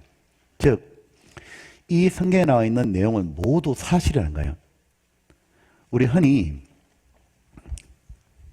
성경이 하나님 말씀이라는 증거가 무엇입니까? 라고 얘기할 때 예수님께서 요한복음 17장 이렇게 말씀하셨어요. 아버지여, 아버지의 말씀은 진리이다. 진리로 죄를 거룩하게 하옵소서. 자, 성경이 하나님 주신 말씀이란 증거가 뭐냐면 성경이 바로 진리라는 겁니다. 진리가 뭐냐면 복잡한 거 없습니다. 사실이다 그 말이에요. 즉 성경에 나와 있는 창세부터 요한계시록 끝까지 모든 내용은 다 전부 100% 사실이라는 거예요. 신화나 전설이나 꾸며낸 이야기가 아니다 그 말이에요. 이 성경에는 크게 4가지 사실이 나와요. 하나는 영적이고 영원한 사실이 나와요. 바로 인간도 영혼이 있고 천사도 있고 악마도 있고 하나님도 계시고 영적인 존재죠. 그리고 사람은 죽으면 끝이 아니라 천국 아니면 지옥에서 영원히 산다는 것, 그 내용도 모두 사실입니다. 그런데 성경 읽어보게 되면 그런 영적이고 영원한 내용만 나와 있는 게 아니에요. 성경에 무슨 내용이 나와 있냐면 우주, 지구, 동식물 이런 자연 만물에 대해서 아주 많이 나와요. 그리고 인간 역사에 대해서 자세하게 기록되어 있어요. 왜 그럴까? 바로 이 모든 우주 만물을 창조하신 분이 하나님이시고 인간 역사를 다스려 가신 절대자가 하나님이기 때문에 기록해 두신 거예요. 그래서 우리는 성경을 이렇게 믿게 되는 겁니다. 영적이고 영원한 것은 눈에 잘 안 보이니까 그건 잠깐 뒤로 밀어놓고 우리가 눈으로 확인할 수 있는 바로 창조와 역사의 사실을 통해서 성경이 하나님의 말씀이 맞구나, 하나님 계시는구나, 그걸 믿게 되는 겁니다. 보면 성경 첫 권이 창세기잖아요. 창세기부터 정말 놀라운 내용들이 나와요. 자, 창세기는 어떻게 시작되는지를 알려주고 있잖아요. 창세기 1장에는 하나님이 세상을 만들어서 생겨났다고 알려주고 있고 2장에 가게 되면 좀 더 구체적으로 말씀해주고 있습니다. 하나님은 식물을 종류대로 만들고 그 다음 동물을 종류대로 만들고 마지막에 남자 여자를 창조하셔요. 이 이상의 인간을 하나님이 창조해서 시작되었는데 창세기 2장에 가면 인간에 대해서 자세히 나오는 거예요. 근데 놀라운 내용이 나와 있다는 거예요. 창세기 2장 보겠습니다. 2장 2장의 7절입니다. 한번 읽어볼게요. 여호와 하나님이 흙으로 사람을 지으시고 생기를 그 코에 불어 넣으시니 사람이 생명이 된지라. 자, 앞에 한번 보세요. 자, 하나님이 흙으로 사람을 지으시고 생기를 그 코에 불어 넣으시니 사람이 생명이 된지라. 자, 하나님이 흙으로 사람을 지었다. 육체를 말하거든요. 인간의 몸을 말하는데 어떻게 보면 이게 믿기가 참 어려운 거예요. 그죠? 3,500년 전 기록이니까. 세상에 흙으로 사람을 지었다? 이해가 잘 안 되잖아요. 왜냐하면 이빨은 에나멜 같고 머리카락은 나일론 같은데 이게 어떻게 흙으로 되냐? 그죠? 그런데 이거 아셔요? 과학이 발달하니까 이 성경이 사실로 밝혀진 거. 우리 시대 과학은 뭘 알아냈냐면 성분 분석을 하게 됐잖아요. 예를 들면 어떤 음식 먹어도 칼륨 몇 프로, 나트륨 몇 프로 다 알아내지 않습니까? 뭘 해봤냐? 19세기 초에 영국에서 사람 시체하고요, 흙하고 가져온 거예요. 정말 성경이 사실일까? 성분 분석을 해본 거예요. 결과가 어땠을까? 보시죠. 인체의 구성 성분. 18세기 말에서 19세기 초에 이르렀어야 비로소 원형질과 광물질을 과학적으로 분석하는 기술이 개발되었다. 인체를 구성하는 광물질을 화학적으로 분석한 결과 흙과 같은 물질이라는 사실이 밝혀졌다. 칼슘, 염소, 나트륨, 칼륨, 요도, 망간, 규소, 구리 등 이거를 최근에 또 해봤다는 거 아니에요. 흙에 티끌로 사람 창조했다는 것 구성원수로 증명이 된다. 증명은 반복 실험에도 똑같다 그 말이죠. 그런데 사실 이거 믿는 거는 굉장히 쉽습니다. 왜 쉽냐면 보십시오. 사람들마다 능력의 차이라는 게 있습니다. 이런 차이 말이죠. 흙을 주면 똑같은 흙은 꼬마는 흙장난하고요. 도예가에게 드리면 멋진 도자기를 만드시고요. 과학적인 흙을 주면 어떻게 할 것 같아요? 바로 반도체 칩이 나온 거예요. 흙하고 전혀 다르죠? 이런 반도체 칩이 흙에서 모래를 추출하고 모래에서 실리콘을 추출하고 정제 가공해서 반도체 칩 된 거 아시죠? 금보다 더 비싸잖아요. 이 차이가 뭐죠? 능력의 차이요. 흙에서 나왔다고 전혀 생각이 안 들죠. 능력이 있으면 얼마든지 나오죠. 사람도 성분에서 뽑아서 만듭니다. 하물며 하나님은 가능하고 말고요. 여러분 보면 전능하신 하나님이에요. 이 지구에 우리 존재하고 있는 물질들이 있잖아요. 뭐 바다든 뭐 동식물이든 다 원소가 100몇 개밖에 안 되는 거 아시죠? 그걸로 하나님이 모두 만드신 거 아시죠? 여러분 무엇이냐면 사람은요, 이게 털이라는 게 고정되어 있거든요. 뭐냐면 항상 자기 같은 사람밖에 못 본 겁니다. 그러니까 더 뛰어난 능력을 소유한 분이 있다는 것에 대해서 받아들이기가 쉽지가 않는 거예요. 근데 보셔요. 벌레보다는 강아지가 훨씬 더 뛰어납니다. 강아지가 많은 걸 할 수 있잖아요. 강아지보다는 사람이 훨씬 더 뛰어난 거예요. 사람보다 훨씬 뛰어난 분이 사람과 이 모든 만물을 창조하고 다스리고 계신 거예요. 하나님이 계십니다. 흙으로 만드신 거 가능하고 말고요. 그리고 더 놀라운 말씀을 또 성경에 기록했습니다. 하나님이 최초로 만든 사람이 아담과 하와입니다. 남자 여자를 만드시고 결혼을 시켜줬습니다. 이 남자 여자를 아담과 하와를 만들어서 살게 했던 장소 어디냐? 에덴 동산이라고 성경에 나오는 겁니다. 에덴 동산은 많이 들어보셨죠? 창세기 2장입니다. 한번 보겠습니다. 8절입니다.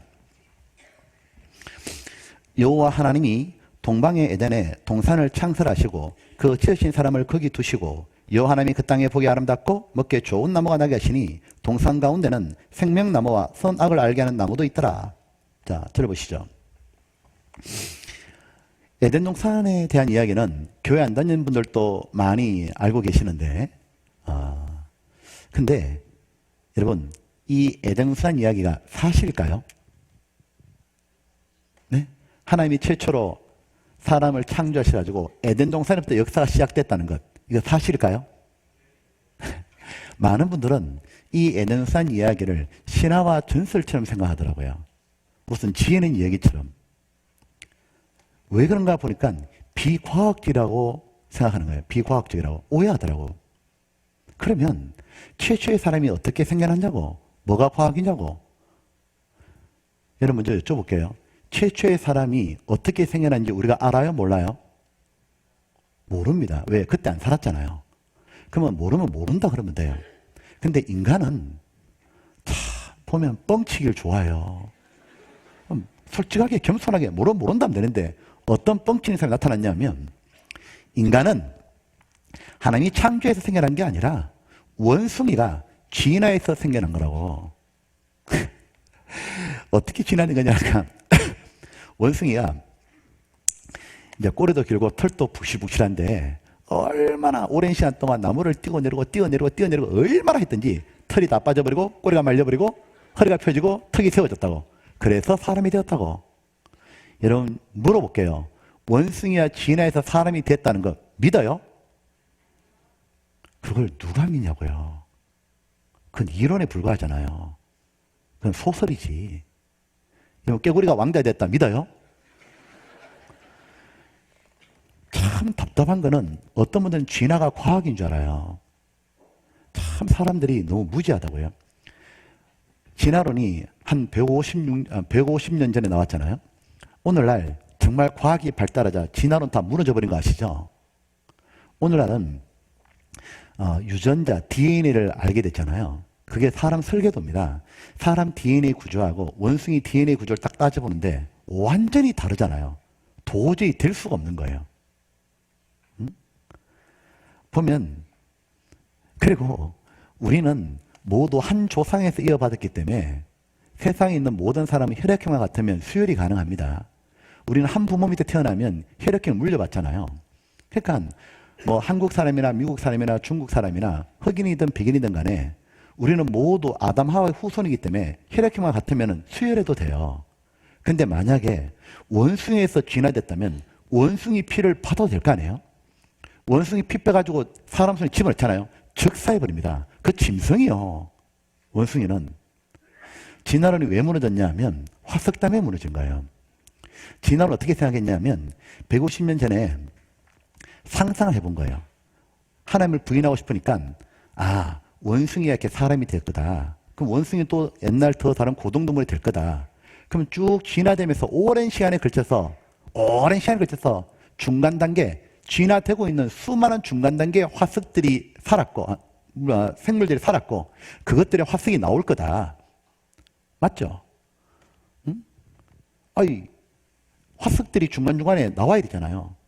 그래서 땅을 150년 동안 파봤다는 거 아니에요. 땅을 파봤는데 중간 단계 화석이 하나도 안 나오잖아요. 응? 그래서 진화론이 다 무너져 버린 거예요. 처음부터 종류대로 창조된 거예요. 그래서 우리 시대 과학이 이렇게 다 발표하죠. 뭐라 말하냐면 진화는 뭐라고요? 없었다고요.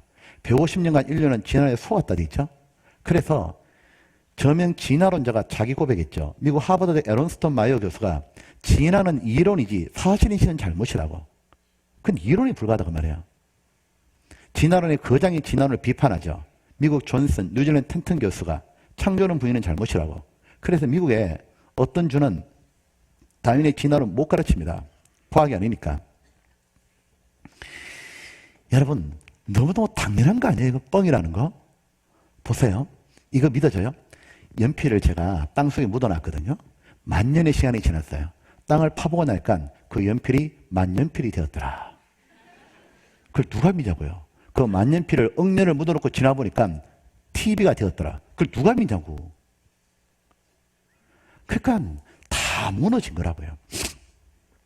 그 진화론은 마귀가 인간을 지옥으로 보내려고 만드는 악질 이론입니다. 하나님은 얼마나 사람을 존귀하게 만든지 몰라요. 어떻게든 짐승하고 사람이 똑같냐고요. 자, 근데 우리가 알고 싶은 거는 사실이 뭐냐 하면 진리를 알고 싶다고. 하나님은 에덴 동산이 진리라는 것을 사실이라는 걸 우리에게 믿어지도록 해놨다고요. 어떻게 해놨냐? 에덴 동산이 있었다. 이렇게 하면 솔직히 믿기 어려울 수 있잖아요. 어디에 있었다. 위치를 성경에 딱 기록해 주신 거예요. 그러니까 우리 시대에 과학이 발달하니까 그 위치를 찾아가 보니까 에덴 동산의 흔적이 모두 발견돼 버린 거예요. 결론적으로 에덴 동산이 어디 있냐면 노원구는 아니요. 이라크, 이란, 사우디, 중동 땅입니다. 왜 그런지 보시죠. 창세기 2장 10절입니다. 강이 에덴에서 발원하여 동산을 적시고 그리도 갈라져 내 근원이 되었으니 첫째 이름은 비손이라 금이 있는 하윌라 온 땅에 둘렀고 13절 둘째가 이름은 기온이라 구스 온 땅에 둘렀고 14절은 같이 읽어볼까요?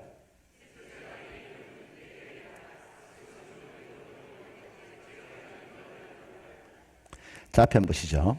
에덴 동산이 지금 4개의 강이 흘렀다고 돼 있죠. 자, 앞에 보세요. 보니까 비손, 기온, 히데겔, 유보라 됩니다. 자, 그러면 요 강만 지금 흐르고 있으면 그곳이 에덴 동산이죠. 자, 아쉽게도 우리나라는 아니죠. 우리나라는 한강은 있어도 이런 강은 없죠. 아니고, 그러면 여러분 보세요. 이 강들이 지금 또 흐르고 있으면 그곳이 에덴 동산이죠. 너무 쉽게 믿게 돼 있죠. 자, 10년이면 강산 또 변한다고 하는데 그 오래전에 그 강들이 지금 남아있을까? 우리는 하나님께 정말 감사해야 돼요. 왜냐하면 셋째 강, 넷째 강은 지금 또 눈으로 확인할 수 있어요. 흐르고 있어요. 보세요. 여기 보면 바로 이곳입니다.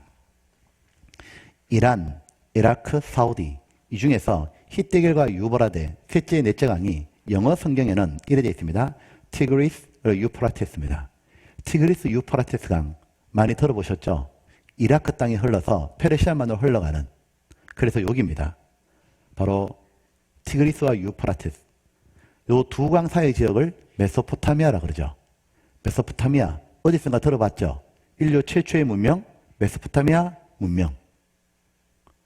우리 지금 대화되고 있는 거죠. 네, 자 그리고 첫째 강과 둘째 강이 어디냐? 네. 잃어버린 강으로 생각했어요. 아무리 찾아도 안 나왔거든요.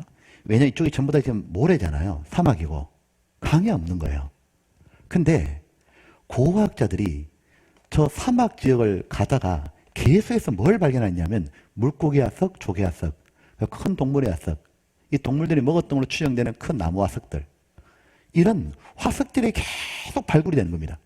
그러자 고고학들이 뭘 주장했냐면 이곳은 지금처럼 사막이 아니었다. 옛날에는 분명히 엄청난 강이 흘렀다. 그러니까 물고기도 있고 조개도 있고 나무도 있는 거 아니냐 이렇게 주장을 했어요. 근데 추정이지만 알 수 있는 길이 없었잖아요. 과학이 발달한 거예요. 총에 80년대 되면서 인공위성에서 이 지하 10m까지를 지층 구조가 어떤지를 전파를 쏴서 알아내는 기술이 개발된 거예요. 그러자 미국에서 랜드셀 위성, 콜롬비아 위성 이런 위성들을 저 중동 지역에 띄워가지고 정밀하게 찍기 시작한 거예요. 찍다가 너무 놀랐잖아요. 물고기 조개화석 나오는 그 자리 밑에 뭐가 있냐면 엄청난 강이 흘렀던 흔적이 나왔잖아요. 자, 보시죠. 바로 비송과 기온 요렇게 요쪽으로 비송강, 요쪽으로 기온강 요런 강들이 쭉 발견돼 버린 거예요. 그래서 오늘날 바로 이곳 이쪽에서 발원했으니까 메소포타미아하고 지금 바다로 바뀐 페르시아만 이곳이 옛날에 에덴산 자리구나 이걸 모두 알게 된 거예요. 자, 그래서 신문에서 계속 발표했죠. 에덴 동산은 메소포타미아에 있었다. 자, 신과 인간들에 관한 이야기는 신앙의 성서인 동시에 역사적 사실의 반영이라는 것이 밝혀지고 있다. 목사들이 말한 게 아니고요. 월간 과학자가 발표한 거예요. 우리 시대 과학이 발달하니까 성경이 사실로 드러나죠. 중앙일보 신문이었죠. 자, 이라크 쿠로나 낙조 쓸쓸한 에덴 동산 옛자리다. 조선일보 신문이죠. 2003년도 미국 에덴 동산 복원 났습니다. 어디냐? 티그리스강, 유프라테스강 이쪽 지역입니다. 에덴 동산의 강을 발견했다. 바로 인공위성 사진 분석 통해 확인했죠. 자, 일요 주간 신문입니다. 티그리스와 유프라테스는 현재도 실존한다. 사라진 강 비성기원 첨단과학의 규명, 미국 우주왕복선 고대 강주를 찾아냈다. 요걸 확대하면 오래된 겁니다. 다 찾아냈고 경향신문이죠. 에덴 동산은 지금의 페르시아 말이다. 미국 미시피 대학 조사한 잃어버린 간 비선 흔적을 발견했다. 줄리어스 자린 교수가 발표한 겁니다. 동아일보 신문이죠. 사우디아라비아도 옛날엔 비 오겠다. 넷부도 사막 아래로 엄청난 강이 지나갔기 때문입니다. 사막에 감춰진 고대의 강, 여기는 일찍이 식물이 무성했던 땅이었다. 내셔널 지오그래픽인데 바로 사막이었는데 안에 엄청난 강이 흐르던 흔적이 나왔죠. MBC가 보여줬죠. 콜롬비아 이생이 지나가면 찍었던 거, 이거. 그리고 더 놀라운 자료가 또 나왔어요. 에덴 동산은 어디로 갔냐? 성경에 이렇게 나와 있는 겁니다. 2600년 기록된 에스겔서에 에덴의 모든 나무, 고레바노로 뛰어나고 아름다운 나무들로 지하에서 위로를 받게 하니라. 엄청난 동물들과 식물이 살았을 에덴 동산이 지하에 내려갔다고 돼 있죠.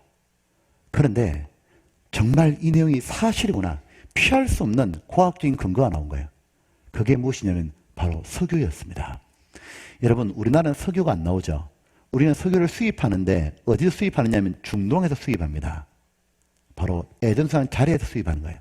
근데 석유는 어떻게 생겨나는지 잘 아시죠? 모래가 썩어서 바다가 흘러가서 석유가 되는 게 아닙니다. 석유는 유기화합물 생성 이론 들어보셨습니까? 동물들의 사체입니다.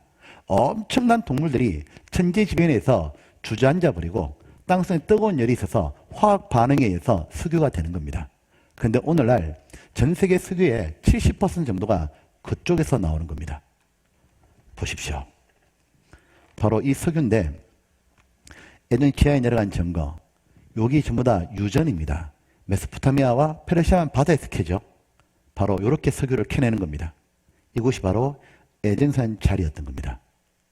그래서 성세의 세계, 기적의 무대는 정말로 존재했다. 월간 과학지가 94년도 8월에 또 실었죠.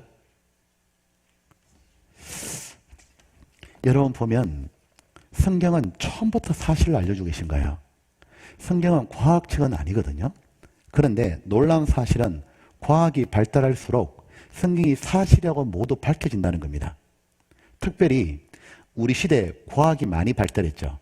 그래서 성경이 사실구나 밝혀진 내용들이 굉장히 많습니다. 자, 그 중에 몇 가지만 좀 말씀드릴게요. 사람들은 우주를 굉장히 궁금해했거든요. 우주가 분명히 있잖아요. 우주 크기가 얼마나 될까요?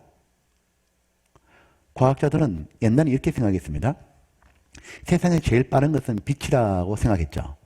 1초에 지구를 7바퀴 반 도니까 빛이 똑딱똑딱 2초면 지구에서 달까지 가버립니다. 그럼 엄청난 스피드죠. 그래서 우주 이 끝에서 저 끝까지 도달하기 위해서는 빛의 속도로 150억 년을 가면 도착할 거야. 야, 150억 년을 가면은 이게 뭐 숫자도 못 세겠는데 얼마나 커야 돼요? 근데 과학이 더 발달했죠? 뭐라고 말하냐면 그 정도 달려서는 안 되고 960억 년을 가야 된다고. 960억 년을 빛의 속도로 가면 우주가 얼마나 커요? 그런데 우리 시대에 또 이렇게 얘기하죠. 뭐라 하냐면 달려봐야 소용없다고. 왜요? 끝을 모르겠는 거예요. 그런데 보십시오. 그 끝없는 우주가 분명히 존재하고 있고 그 우주에는 헤아릴 수 없는 수많은 별들이 각기 질서와 법칙에 따라 움직이고 있는 거예요. 이 우주 만물을 창조하신 하나님, 감히 누구와 비교할 수 있겠냐고. 끝없는 우주와 수많은 별들을 지금 또 질서롭게 법칙 가운데 움직이고 있는 거예요. 하나님은 우리의 논란의 대상이 아니라 경외의 대상인 거예요. 그 하나님께서 우주를 만드셨는데 성경에다가 우주와 지구를 어떻게 만드는지를 수천 년에 기록해주고 계신 거예요. 그게 우리 시대 과학이 발달해서 밝혀져 버린 거예요. 몇 개만 볼게요. 욥기 26장입니다.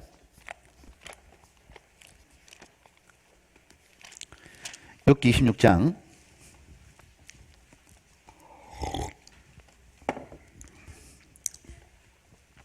1절입니다. 자, 제가 읽어볼게요. 욥이 대답하여 가로되, 욥이라는 사람은 3500년 전에 우스 땅에 살았다고 성경에 나옵니다. 자, 6절. 하나님 앞에는 음부도 드러나고 멸망의 웅덩이에도 가려움이 없음이니라. 하나님 모든 걸 아신다 그 말이죠. 7절. 같이 읽어볼까요? 그는 북편 하늘을 허공에 펴시며 땅을 공간에 다시며 물을 빽빽한 구름에 사시나 그 밑에 구름이 찢어지지 아니하니라. 자, 여기 보면 자, 한번 볼게요. 자, 성경과 과학이라는 책이 나오고 있거든요. 창조의 과학적 정의들이 계속 나오고 있는데 몇 가지 한번 보겠습니다.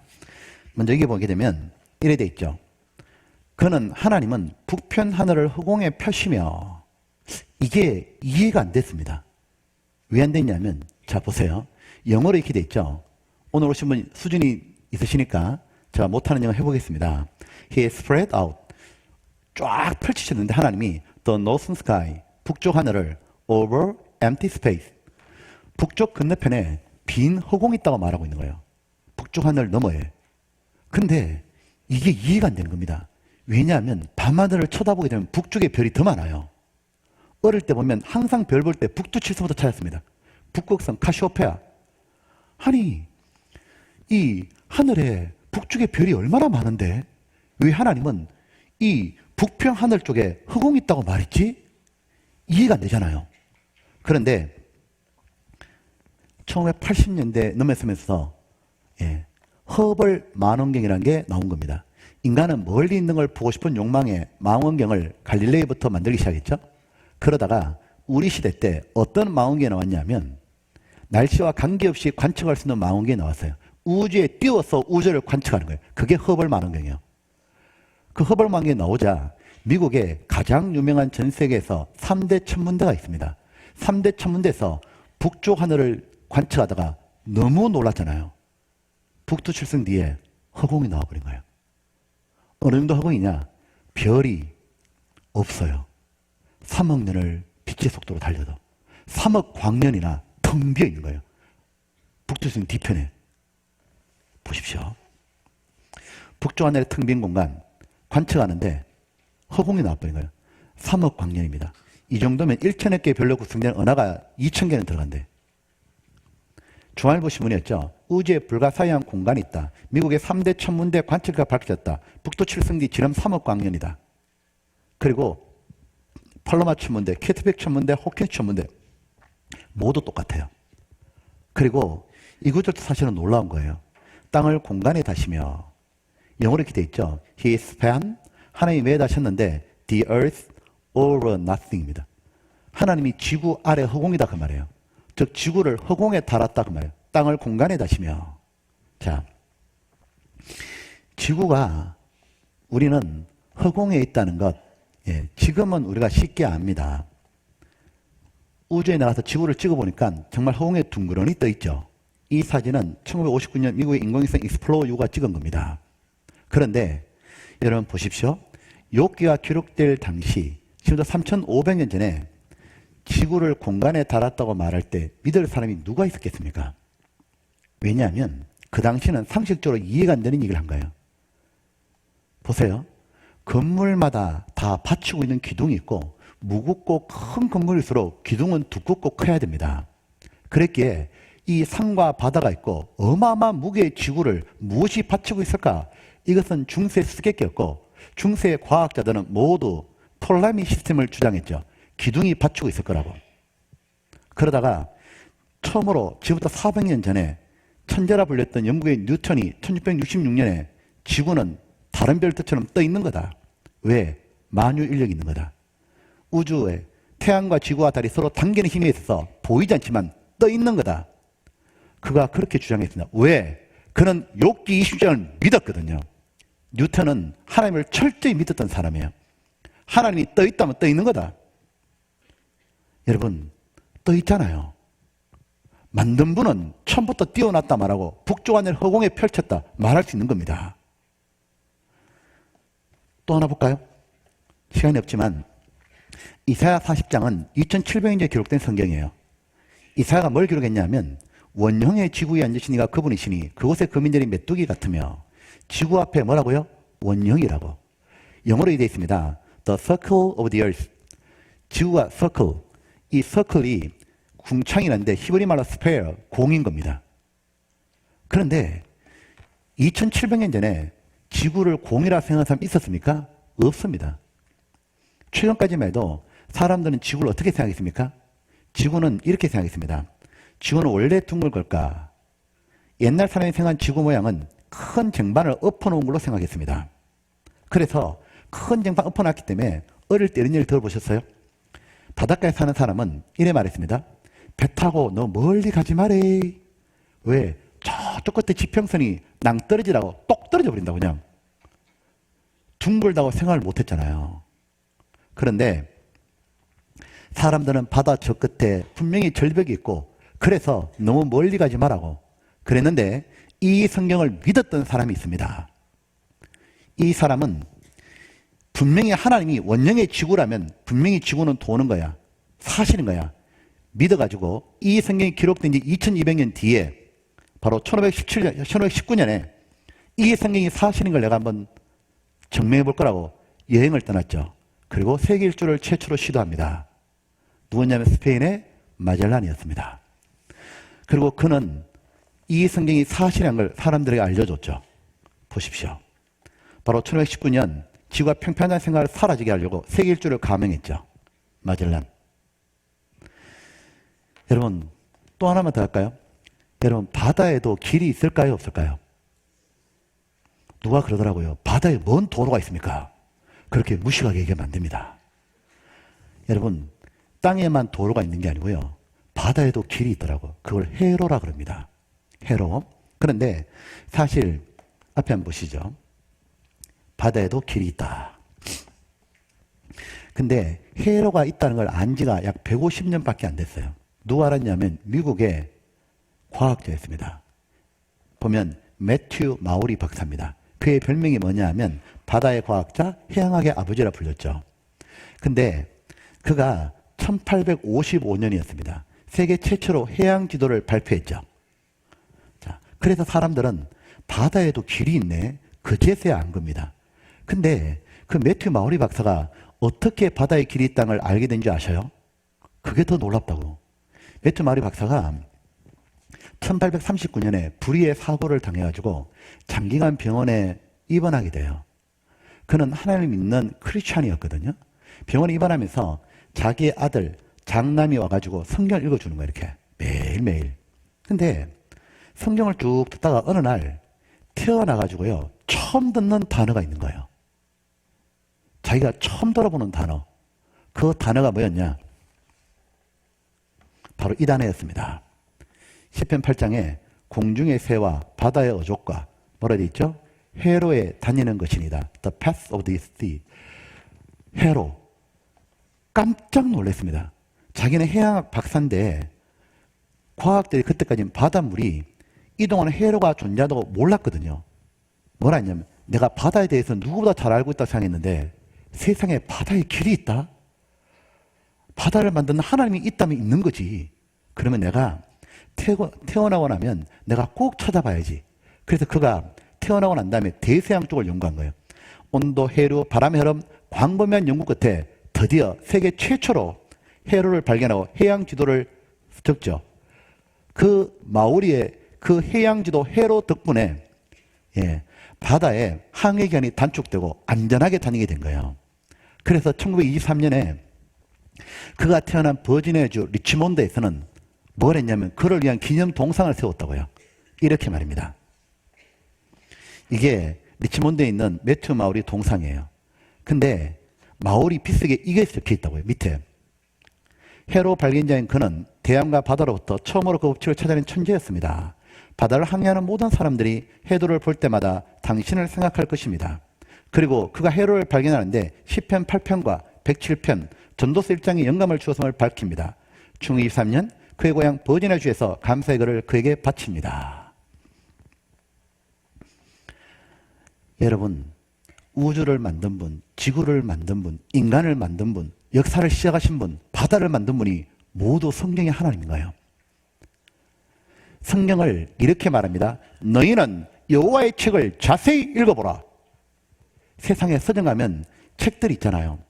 모두 지연이가 사람이죠. 그런데 여호와의 책이 있는 거예요. 사람이 아니라 하나님이 적어준 책, 성경인 겁니다. 그 책을 지금 우리가 보고 있는 거라고요. 보면 이 외에도 성경에는 창조주가 아니면 우주 만물을 만드신 분이 아니면 도저히 기록할 수 없는 내용들이 얼마나 많이 나오는지 몰라요. 성경은 우주 비밀 푸는 보고다. 아예 신문에 공공연히 다 나오죠. 말씀을 하면 과학이 보인다. 물리, 천문, 지질, 성서는 과학의 총수다. 과학적 발견보다 성서에 수천년 앞서 기술되었다. 여러분 이거 아십니까? 성경은 과학이 발달하면 반드시 사실이라고 밝혀져요. 그런데 사람들이 계몽주의 시대 때 말입니다. 지금부터 한 300년 전이죠. 유럽의 인본주의, 그 영향을 지금 또 받고 있는 우리들이. 어떤 게 나왔냐면 과학이 좀 발달해 가니까 전기기관차도 나오고 전기도 나오고 석탄 떼고 이러니까 야 밤에도 일할 수 있으니까 하나님 오셔서 살 것처럼 생각했죠. 그 대표적인 계몽주의자가 프랑스의 볼테르입니다. 볼테르는 뭐라고 생각했냐면 성경 다 신화와 전설이지. 그리고 이것은 과학이 발달하면 점점 거짓으로 드러나서 소멸할 거야. 그가 말한 지 300년이 지나갔거든요. 시간이 지날수록 과학이 발달할수록 성경은 모두 사실로 드러났고 그는 죽고 없었지만 성경은 온 세상에 전파되어 있는 거예요. 지금 누가 감히 성경을 부인할 수 있어요? 아무도 못합니다. 여러분 이분 아십니까? 윌더 스미스라는 교수님입니다. 이분은 보통 교수님이 아니에요. 공학 박사가 학위가 3개나 있어요. 평생 우리 박사 하나 못 따잖아요. 3개나 땄는 박사님입니다. 이런 분은 좀 알아두면 좋겠습니다. 이분이 천재잖아요. 이렇게 말한 거 아십니까? 성경은 과학 교과서도 아니고 과학적 전문용어로 쓰이지도 않았습니다. 하지만 성경은 여러 과학적 현상들을 누구나 이해할 수 있는 평범한 어휘들로 정확하고 어렵게 기록하였습니다. 여러분 헨리 셰퍼라는 박사님 아셔요? 지금도 살아계신데 노벨상 후보로 여러 번 올랐던 권위 있던 과학자거든요. 과학자들은 그리스도인이 아니다 라는 말이 진짜인지 조사한 결과 현대 물리학 선구자들이 모두 그리스도라는 사실을 발견했습니다. 예수님에 대한 역사의 증거들이 무시해버리긴 너무 강력한 사실과 예수님의 부활을 통해 복음을 깨닫고 1974년 구원을 받았습니다. 이거 아십니까? 많은 사람들이 성경은 무슨 종교적인 줄 알아요. 아닙니다. 창조주의 말씀이에요. 그렇기 때문에 과학이 발달해서 모두 사실로 드러나고 진정한 과학의 대가들은 모두 성경 믿었다는 거 아십니까? 역대 최고의 과학자 3명을 꼽으면 1번에 꼽힌 사람이 영국의 뉴턴입니다. 사가 떨어지는 만유력 법칙, 관성의 법칙 발견했던 그 뉴턴, 그리고 맥스웰, 그리고 이 수많은 과학자들 모두 공통점이 모두 하나님 철저히 믿은 거 아십니까? 뉴턴이 이렇게 발표했죠. 내 모든 발견은 기도의 결과입니다. 여러분 맥스웰 아십니까? 커피 맥스웰 말고 자기 방정식이 그 맥스웰 천재라 불렸잖아요. 타고난 천재잖아요. 그 맥스웰이 말했죠. 하나님 앞에 마땅히 겸손해야 된다. 왜? 자기는 만들어 주신 걸 발견밖에 되냐고. 발견해도 위대하다면 만든 분은 얼마나 위대하냐고요. 독일의 케플러 아십니까? 천문학자. 지금도 우주선 띄우면 케플러 1법칙, 2법칙에 따라서 우주선 날리잖아요. 인공위성 궤도를 케플러 법칙에 따라 날립니다. 그 케플러 했던 유명한 말. 하나님의 이름이 높아질 수 있다면 내 같은 인간 이름은 사라져도 좋다. 왜요? 진정한 과학의 대가들은 자연을 연구하게 되면 탐복합니다. 그냥. 왜? 전능자의 손길이 느끼시잖아요. 여러분 이제 오늘 드리는 말씀 중에 제일 중요한 거 하겠습니다. 하나님이 사람을 왜 창조했을까? 다른 말로 하면 여러분을 왜 태어나게 했을까? 여러분 먼저 여러분이 왜 태어난지 여러분 아십니까? 모릅니다. 왜요?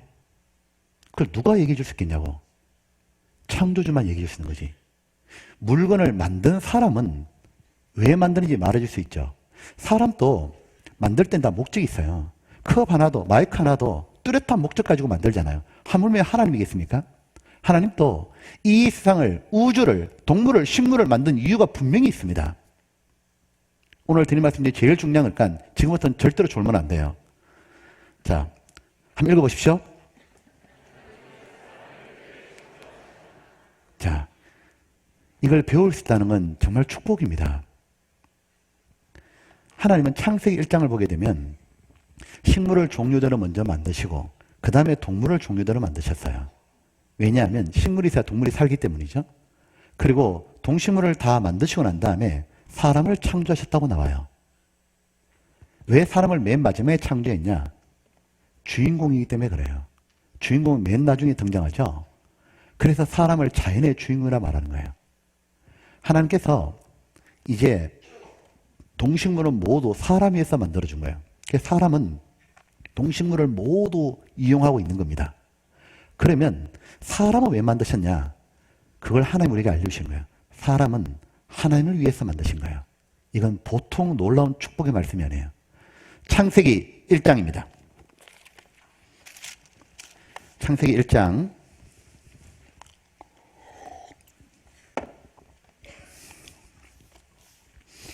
1장 27절입니다. 자, 중요한 말씀이니까 같이 읽어보겠습니다. 하나님이 자기 형상 곧 하나님의 형상대로 사람을 창조하시되 남자와 여자를 창조하시고 하나님이 그들에게 복을 주시며. 자, 저 보세요. 하나님이 사람을 만들 때 하나님의 형상대로 지었다 돼 있죠. 자, 하나님의 형상이란 말은 하나님을 닮게 지었다 그 말이에요. 즉 하나님은 최초로 남자 여자 아담 하와를 만들 때 하나님을 닮게 남자와 여자를 지었다는 겁니다. 누가 질문했습니다. 그러면 하나님을 닮은 게 남자예요, 여자예요? 자, 하나님은 육체가 아니죠. 하나님은 영이시니, 즉 하나님은 남자와 여자의 육체는 다르게 만드셨고 그 속에 하나님을 닮은 영혼을 주셨다 그 말인 거예요. 그래서 우리는 어떤 존재냐면 보이는 몸하고 보이지 않는 영혼으로 되어 있는 겁니다. 그래서 사람을 만물의 영장이라 그러잖아요. 영적 존재라고. 여러분 보시죠. 우리 아까 배웠던 거죠. 여호와 하나님이 흙으로 사람을 지으시고 그 코에 생기를 그 코에 불어넣으시니 사람이 생명이 된지라. 자, 사람은 육체는 흙으로 지어졌기 때문에 흙과 같은 성분이고 사람은 죽으면 모두 흙으로 돌아갑니다. 근데 사람이 몸밖에 없다면 사람이 무슨 가치가 있겠냐고. 죽으면 끝나는 거지. 중요한 단어가 있는 거예요. 사람이 생명이 된지라. 사람의 존귀함은 하나님을 닮았기 때문에 존귀한 거예요. 자신이 하나님을 닮은 영혼이 있다는 걸 꼭 기억하셔야 돼요. 여러분, 이건 너무너무너무 중요한 거예요. 사람이 왜 인생이 힘들어지고 인생이 그렇게 비참해지고 인생이 왜 그렇게 의미가 없는 줄 아십니까? 자기가 누군지를 모르기 때문에 그래요. 자기가 하나님을 닮았다는 걸, 자기 속에 하나님의 영혼이 있다는 걸 모르기 때문에 사람은 행복을 못 가져오는 거예요. 하나님 보실 때 제일 귀한 게 뭔 줄 알아요? 여러분입니다. 부모에게 제일 귀한 건 자기를 닮은 자식이죠. 하나님이 우리들을 보면 어떻게 말씀하실 것 같아요? 사람들은 사람을 이렇게 평가하죠. 저 사람 어때? 어느 학교 나왔지? 돈은 좀 벌었나? 직업이 뭐지? 집안 어때나? 부모님 뭐 했나? 자식들은 뭐 하나? 이뻐? 잘생겼어? 다 껍데기요 그거. 하나님 그런데 아무 관심이 없어요. 사람 위에 사람 없고요. 사람 아래 사람 없거든요. 하나님이 사람을 귀하게 여기는 건 뭔 줄 알아요? 여러분을 귀하게 여기는 건 여러분 속에 있는 영혼입니다. 하나님이 여러분 바라보면 뭐라 하신 줄 아십니까? 너는 나를 닮았단다. 너는 지극히 귀하다. 나를 닮았단다. 지극히 존귀하신 하나님, 우주 만물을 창조하고 모든 만물을 다스리는 그 하나님을 닮은 존재가 누구냐면 저와 여러분입니다. 그 하나님을 닮게 우리가 창조된 거예요. 그래서 하나님이 이렇게 말씀하시는 거예요. 나는 하나님 보시기에 뭐라 했습니까? 존귀한 자라. 흙으로 사람을 지어사 그 코에 생기를 불어넣으신 주 하나님, 나는 하나님 형상 따라 지음 받은 몸이니. 나는 하나님을 닮은 존재예요. 보통 귀한 존재가 아니에요. 하나님은 사람이 너무 귀했기 때문에 식물과 동물도 모두 사람에서 다 만들어 주셨습니다. 그래서 사람이 그 모든 것 다 누리는 겁니다. 그리고 하나님이 사람에게 정말 주고 싶은 게 있어요. 무엇이냐면 하나님처럼 사는 거예요. 하나님처럼 영원히 영광스럽게 사는 거예요. 그것을 천국이라고 말씀하셨어요. 사람을 영혼을 주신 이유는 불멸의 존재를 만드신 거예요. 영혼은 총이나 칼 맞아서 죽는 게 아닙니다. 여러분 보면 하나님은 사람을 세 군데 살게 프로그램해 놓으셨습니다. 우리들은 자신이 세 군데 산다는 걸 꼭 기억하셔야 됩니다. 첫 번째 살았던 곳은 온통 물밖에 없었어요. 꽃도 없고 친구도 없고 혼자였고요. 그리고 살았던 기간은 10개월이었습니다. 바로 엄마 뱃속이었습니다. 여러분, 여기 있는 저와 여러분 모두가 엄마 뱃속에서 10개월 살았다는 것 사실입니다. 내가 원해서 된 게 아니라 하나님이 그렇게 하셨어요. 그리고 10개월이 지났을 때 출산이란 단어와 함께 나는 엄마 뱃속에서 사라졌습니다. 내가 없어진 겁니까? 아니면 옮겨간 겁니까? 옮겼습니다. 이 세상에 살고 있는 거예요. 엄마 뱃속에 살다가 지금 이 세상에 살고 있습니다. 이 세상은 꽃도 있고 친구도 있고 좋은 일도 있고 나쁜 일도 있는 거예요. 한 100년을 살고 입니다. 그러다 어느 날 우리는 죽음이라는 단어를 맞이하면서 이 세상에서 사라집니다. 다른 곳에 가서 살게 되는 거예요. 그곳은 지금은 좋은 것도 있고 나쁜 것도 있잖아요. 그것은 완전히 좋은 곳과 완전히 나쁜 곳, 사는 기간은 100년이 아니고 영원히 사는 거예요. 바로 영원히 천국과 지옥으로 나뉘는 겁니다. 여러분 꼭 기억하셔야 됩니다. 보면 제 이름은 최호영인데 저는 절대로 없어지지 않습니다. 엄마 뱃속에서 최호영이었고 지금 또 최호영이고 어느 날 내가 세 번째 가는 장소가 있는 겁니다. 영원한 천국에 갈 수도 있고 아니면 죽은 더 영원한 고통과 후회가 있는 지옥에 가서 살 수도 있는 겁니다. 하나님은 우리들이 영원한 천국에 올 수 있도록 안내서를 주신 거예요. 그게 바로 성경인 겁니다. 하나님이 인간을 창조한 목적은 하나님처럼 영광스럽게 영원히 천국에 살기를 원하시는 거예요. 하나님처럼 살게 하려고 하나님처럼 영혼을 주신 거예요. 보면 성경을 통해서 발견하게 되는 거예요. 너무너무 안타까운 일이 벌어져요. 어떤 사람은 교회도 한 번도 안 다니다가 이 성경을 배워서 하나님 계신 걸 발견하고 천국 가는 길을 발견합니다. 얼마나 기쁜지 모릅니다. 제가 그랬습니다. 대학교 2학년 때 내가 오늘 죽어도 천국 간다 이제. 나는 정말 이렇게 살다 허무하게 끝나는 존재가 아니었구나. 영원한 천국에 내가 갈 수 있는구나. 예수님 덕분에 알고 나자 나는 행복해요. 사랑이 샘솟으니 이 세상 무엇이든 채우고도 남아요. 그제서야 부족한 게 없다 생각이 드는 거예요. 만족이 오니까 행복이 온 거예요.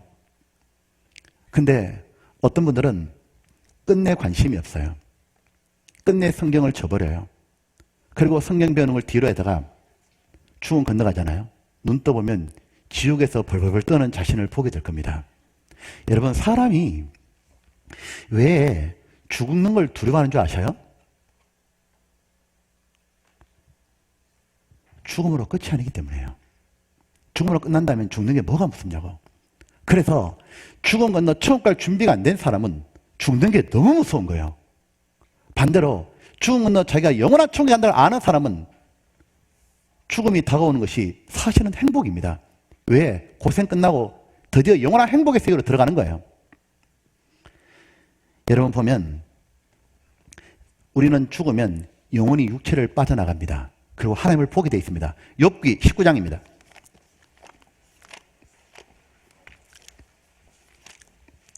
욥기 19장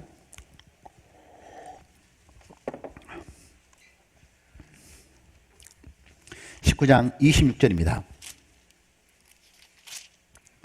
26절. 자, 한번 같이 읽어보십시오. 나의 이 가죽 이것이 썩은 후에 내가 육체 밖에서 하나님을 보리라. 앞에 한번 보십시오. 나의 이 가죽 이것이 썩은 후에 육체가 썩는다는 말은 피가 멈추면 썩는 겁니다. 죽었다 그 말입니다. 죽음이 뭐냐? 잘 보세요. 내가 육체 밖에서 하나님을 보리라. 자, 들어보십시오. 내가 육체 밖을 빠져나가는 거예요. 영혼이 진짜 자기입니다. 영혼이 빠져나가서 하나님을 보리라. 하나님을 보는 겁니다.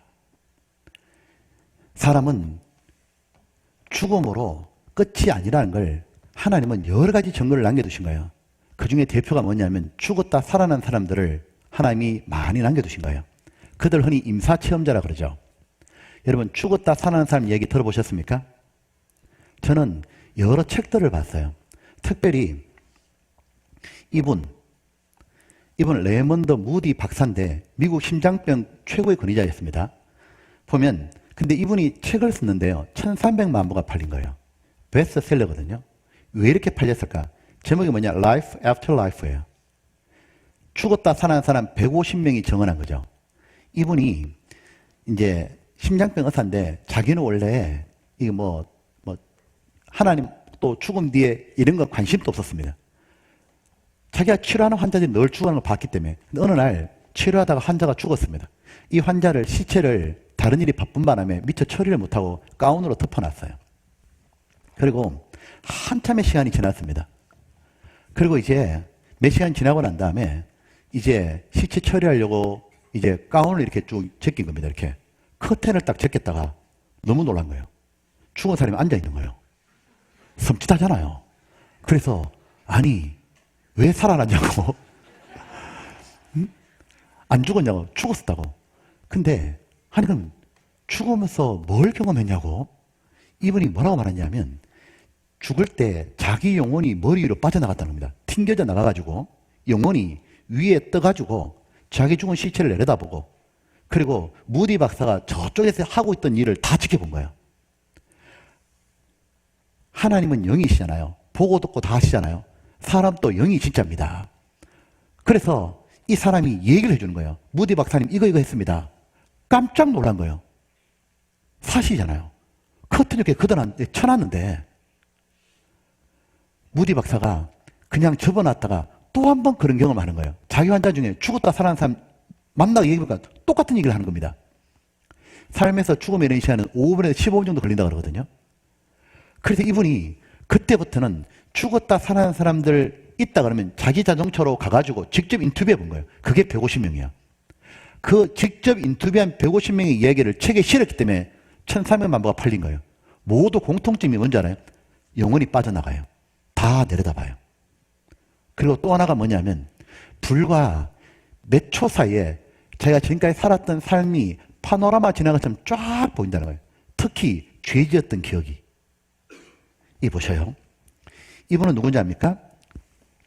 아마 이분이 아이젠하워 대통령 주치인가 그랬을 거예요. 모리스 롤링스 박사예요.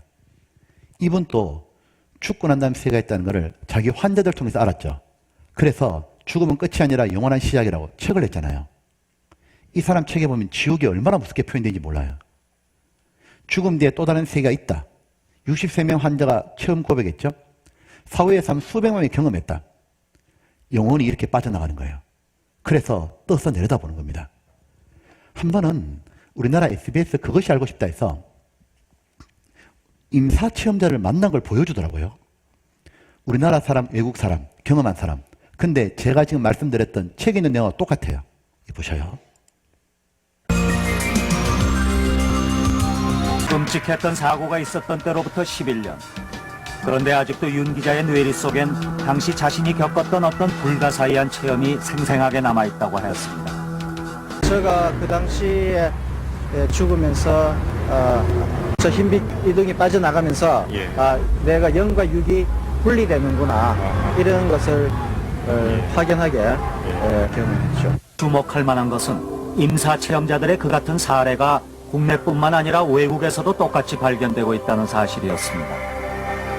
대부분의 체험자들이 나중에 깨어나서 정말 유체 이탈 상태에서 자신이 본 것이 사실인지 확인해 보게 되는데 결과는 모두 그 장면들이 엄연히 존재했던 객관적인 사실들임이 확인된다는 것입니다. 그리고 체험자들에게 또 하나 놀라운 경험은 빛 속에서 자신의 과거가 한순간에 펼쳐지는데 자연스럽게 자신의 행위에 대한 선악의 판단과 반성이 이루어졌다고 합니다. 낭떠러지 떨의 추락까지 사고 순간이 불과 한 1, 2초 사이 그 사이에 제가 그 당시 26살이었는데 26년간의 인생이 총체적으로 계산이 됐고 한순간에 그냥 지나간 하면서 다 보였단 말씀이죠? 예, 한순간에. 속에서 보이는 거예요. 한순간. 근데 제가 다 보이는 거예요. 성급 나는 그 죄인지도 의식도 못했던 모든 것이 그렇게 보이는 거예요. 나에 대한 행동이 죄 나타나. 그건 나쁜 짓한 거. 나쁜 짓한 거. 그렇기 때문에 그런 거 잊어버리질 않아요. 한쪽으로 말해서 사후의 세계라든가 영혼의 존재는 믿으십니까? 저는 확신을 하고 있습니다. 여러분, 맨 끝에 이분이 사후세계를 확신합니까? 확신합니다. 왜 그렇게 말했죠? 경험해봤거든요. 자기는 죽어봤거든요. 성경 말씀 그대로 되는 겁니다. 하나님 이렇게 말씀했습니다. 내 하나님 만나기를 예비하라. 내 하나님 만나기를 예비하라. 왜요? 진짜 만나기 때문에 그런 거예요. 하나님 없다고 하는 분도 하나님 만나셔야 됩니다. 그런데 만날 준비가 되어야 되는 거예요. 근데 너무 안타까운 건 많은 분들은 사는 것만 생각해요. 자기의 마지막 이 죽음이 오는데 죽음은 너 영원한 세 번째 세상을 준비 안 하는 거예요. 여러분 보십시오. 10개월은 엄마 뱃속의 10개월은 이 세상을 위한 준비였어요. 이 세상은 무엇을 위한 준비냐면 영원한 천국에 가는 길을 얻으려고 준비하는 거라고. 여러분 보면 열심히 사셨잖아요. 나름대로 한 분야에 성공도 하셨을 거고 어떤 분은 사업도 하고 의사도 돼보고 교수도 돼봤습니다. 그런데 그렇게 열심히 뒤도 안 돌아보고 살았습니다. 아주머니들은 자식을 키우면서 뼈 빠지게 다 바쳤습니다. 그렇게 50년, 60년, 70년을 보냈습니다. 남들 부를 때는 부러운 인생이라고 말을 또 들어봤습니다. 그런데 왜 험하죠? 근데 왜 험합니까? 분명히 그걸 위해 살았는데 왜 험하십니까? 이유가 뭔지 압니까? 그것은 태어난 목적이 아니고 살아가는 수단이었기 때문에 그런 거예요. 어부가 물고기를 잡으려고 먼 바다를 가서 열흘 동안 그물을 계속 쳤습니다. 만선의 꿈을 꿨는데 돌아와 보니까 물고기 한 마리도 못 잡았습니다. 얼마나 험하냐고요.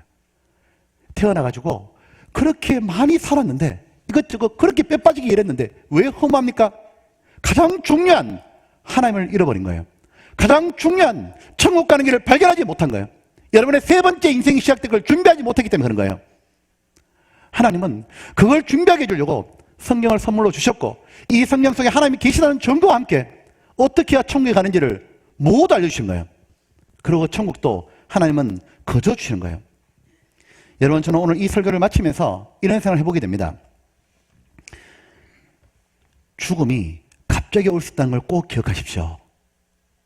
제 친구가 군에서 갑자기 죽었습니다. 21살 때입니다. 보면 교통사고로 갑자기 죽을 수도 있습니다. 제가 좋아하지 않는 자료지만 보여드리겠습니다. 하나님이 이렇게 말씀했습니다. 내일 일을 자랑하지 말아라고. 하루 동안에 무슨 일이 일어날지 알지 못한다고. 우리는 내일 뭐 하자 그러잖아요. 몇 개 안 될 수 있어요. 이를테면 교통사고로 죽었고요. 그리고 죄천 그 화재 사고 아시잖아요. 목욕 갔다가 죽었습니다. 여러분 저는 이 집회 때마다 생각나는 분이 돌아가신 고인 보여드려서 죄송합니다. 김형훈 씨예요. 참 우리 때 굉장히 유명한 개그맨이었고 사람들이 좋아했습니다. 너무 안타까워 돌연사 하셨어요. 46살이에요. 한참 일할 때요. 헬스장에서 사우나 가서 살 빼다가 돌아가셨어요. 갑자기 돌연사 하셨습니다. 너무 안타까운데 이분의 사연이 나오더라고요. 뭐라고 나왔냐면 왜 살을 뺐냐 하면 새로운 개그 패러디 만들어가지고 돈을 벌려고. 돈 벌어서 뭐 하냐면 자기 자식이 미국에 유학 가 있는데 그것 좀 보내주고 뭐하고 계획이 얼마나 많은지 몰라요. 근데 하나님이 그에 대한 계획은 그날 부르시는 거였어요. 하나님이 부르시자 나머지 계획 공수래 공수로처럼 모두 지나갔고 하나님 만날 준비가 되었는지 모르겠습니다. 여러분 오늘 하나님이 여러분들을 죽음으로 부르지 않고 성경으로 부르신 걸 감사하십시오. 우리가 죄가 없는 게 아닙니다. 남에게 말 못할 죄도 다 있는데 하나님 우리를 오늘 성경으로 불러준 이유는 우리에게 하나님을 알게 해주시고 그 천국 길을 열어주려고 그러시는 거예요. 그 하나님을 만나셔야 됩니다. 하나님을 만나는 방법 한 가지밖에 없습니다. 성경입니다. 이걸 끝까지 배우잖아요. 반드시 하나님의 축복을 받습니다. 저는 끝까지 들었습니다. 저는 5일 듣고 구원받았습니다. 제가 첫날 올 때는 이런 마음이었습니다. 나 오늘 첫날 보고 안 온다 생각했습니다. 나는 교회가 너무 싫었는데 내 친구가 억지로 듣자 그래서 들어주러 왔습니다. 근데 제가 듣다가요, 첫날 듣고는 이런 마음 드는 겁니다. 끝까지 들어보고 싶다. 왜? 저는 교회 가면 맨날 찬송하고 예배드리고 그런 건 줄 알았어요. 근데 성경 자체를 이렇게 설명해 주면 들어보고 싶고, 또 하나 창조주 하나님 얘기니까 나는 듣고 싶었어요. 왜냐하면 저는 하나님이 계시다면 만나서 물어보고 싶은 게 너무 많았어요. 특별히 그때 내 친구가 죽었기 때문에요. 저는 하나님 천국 쪽 있습니까? 어떻게 갑니까? 하나님 정말 계십니까? 진짜 물어보고 싶었어요. 그런데 끝까지 했다가 완전히 해결된 거예요. 그리고 언제 죽어도 천국 갈 수 있게 된 거예요. 여러분, 제가 두째 날 듣고 하나님 계신 거 완전히 믿어졌거든요. 여러분 꼭 내일 또 오셔서 발견했으면 좋겠습니다. 함께 기도하겠습니다. 아버지 하나님 감사합니다. 우리들을 성경을 배울 수 있는 이 자리로 불러주시고 또 성경을 배울 수 있게 해주심을 감사합니다. 나머지 날까지 하나님께 도와주셔서 끝까지 들어서 하나님을 발견하고 우리 인생의 문제가 해결되며 영원한 천국에 들어갈 수 있는 소망을 얻기를 간절하게 기도합니다. 모든 분들 돌아가는 발걸음도 지켜주시고 내일 또 지켜주시옵소서. 주 예수님 이름으로 기도드렸습니다. 아멘.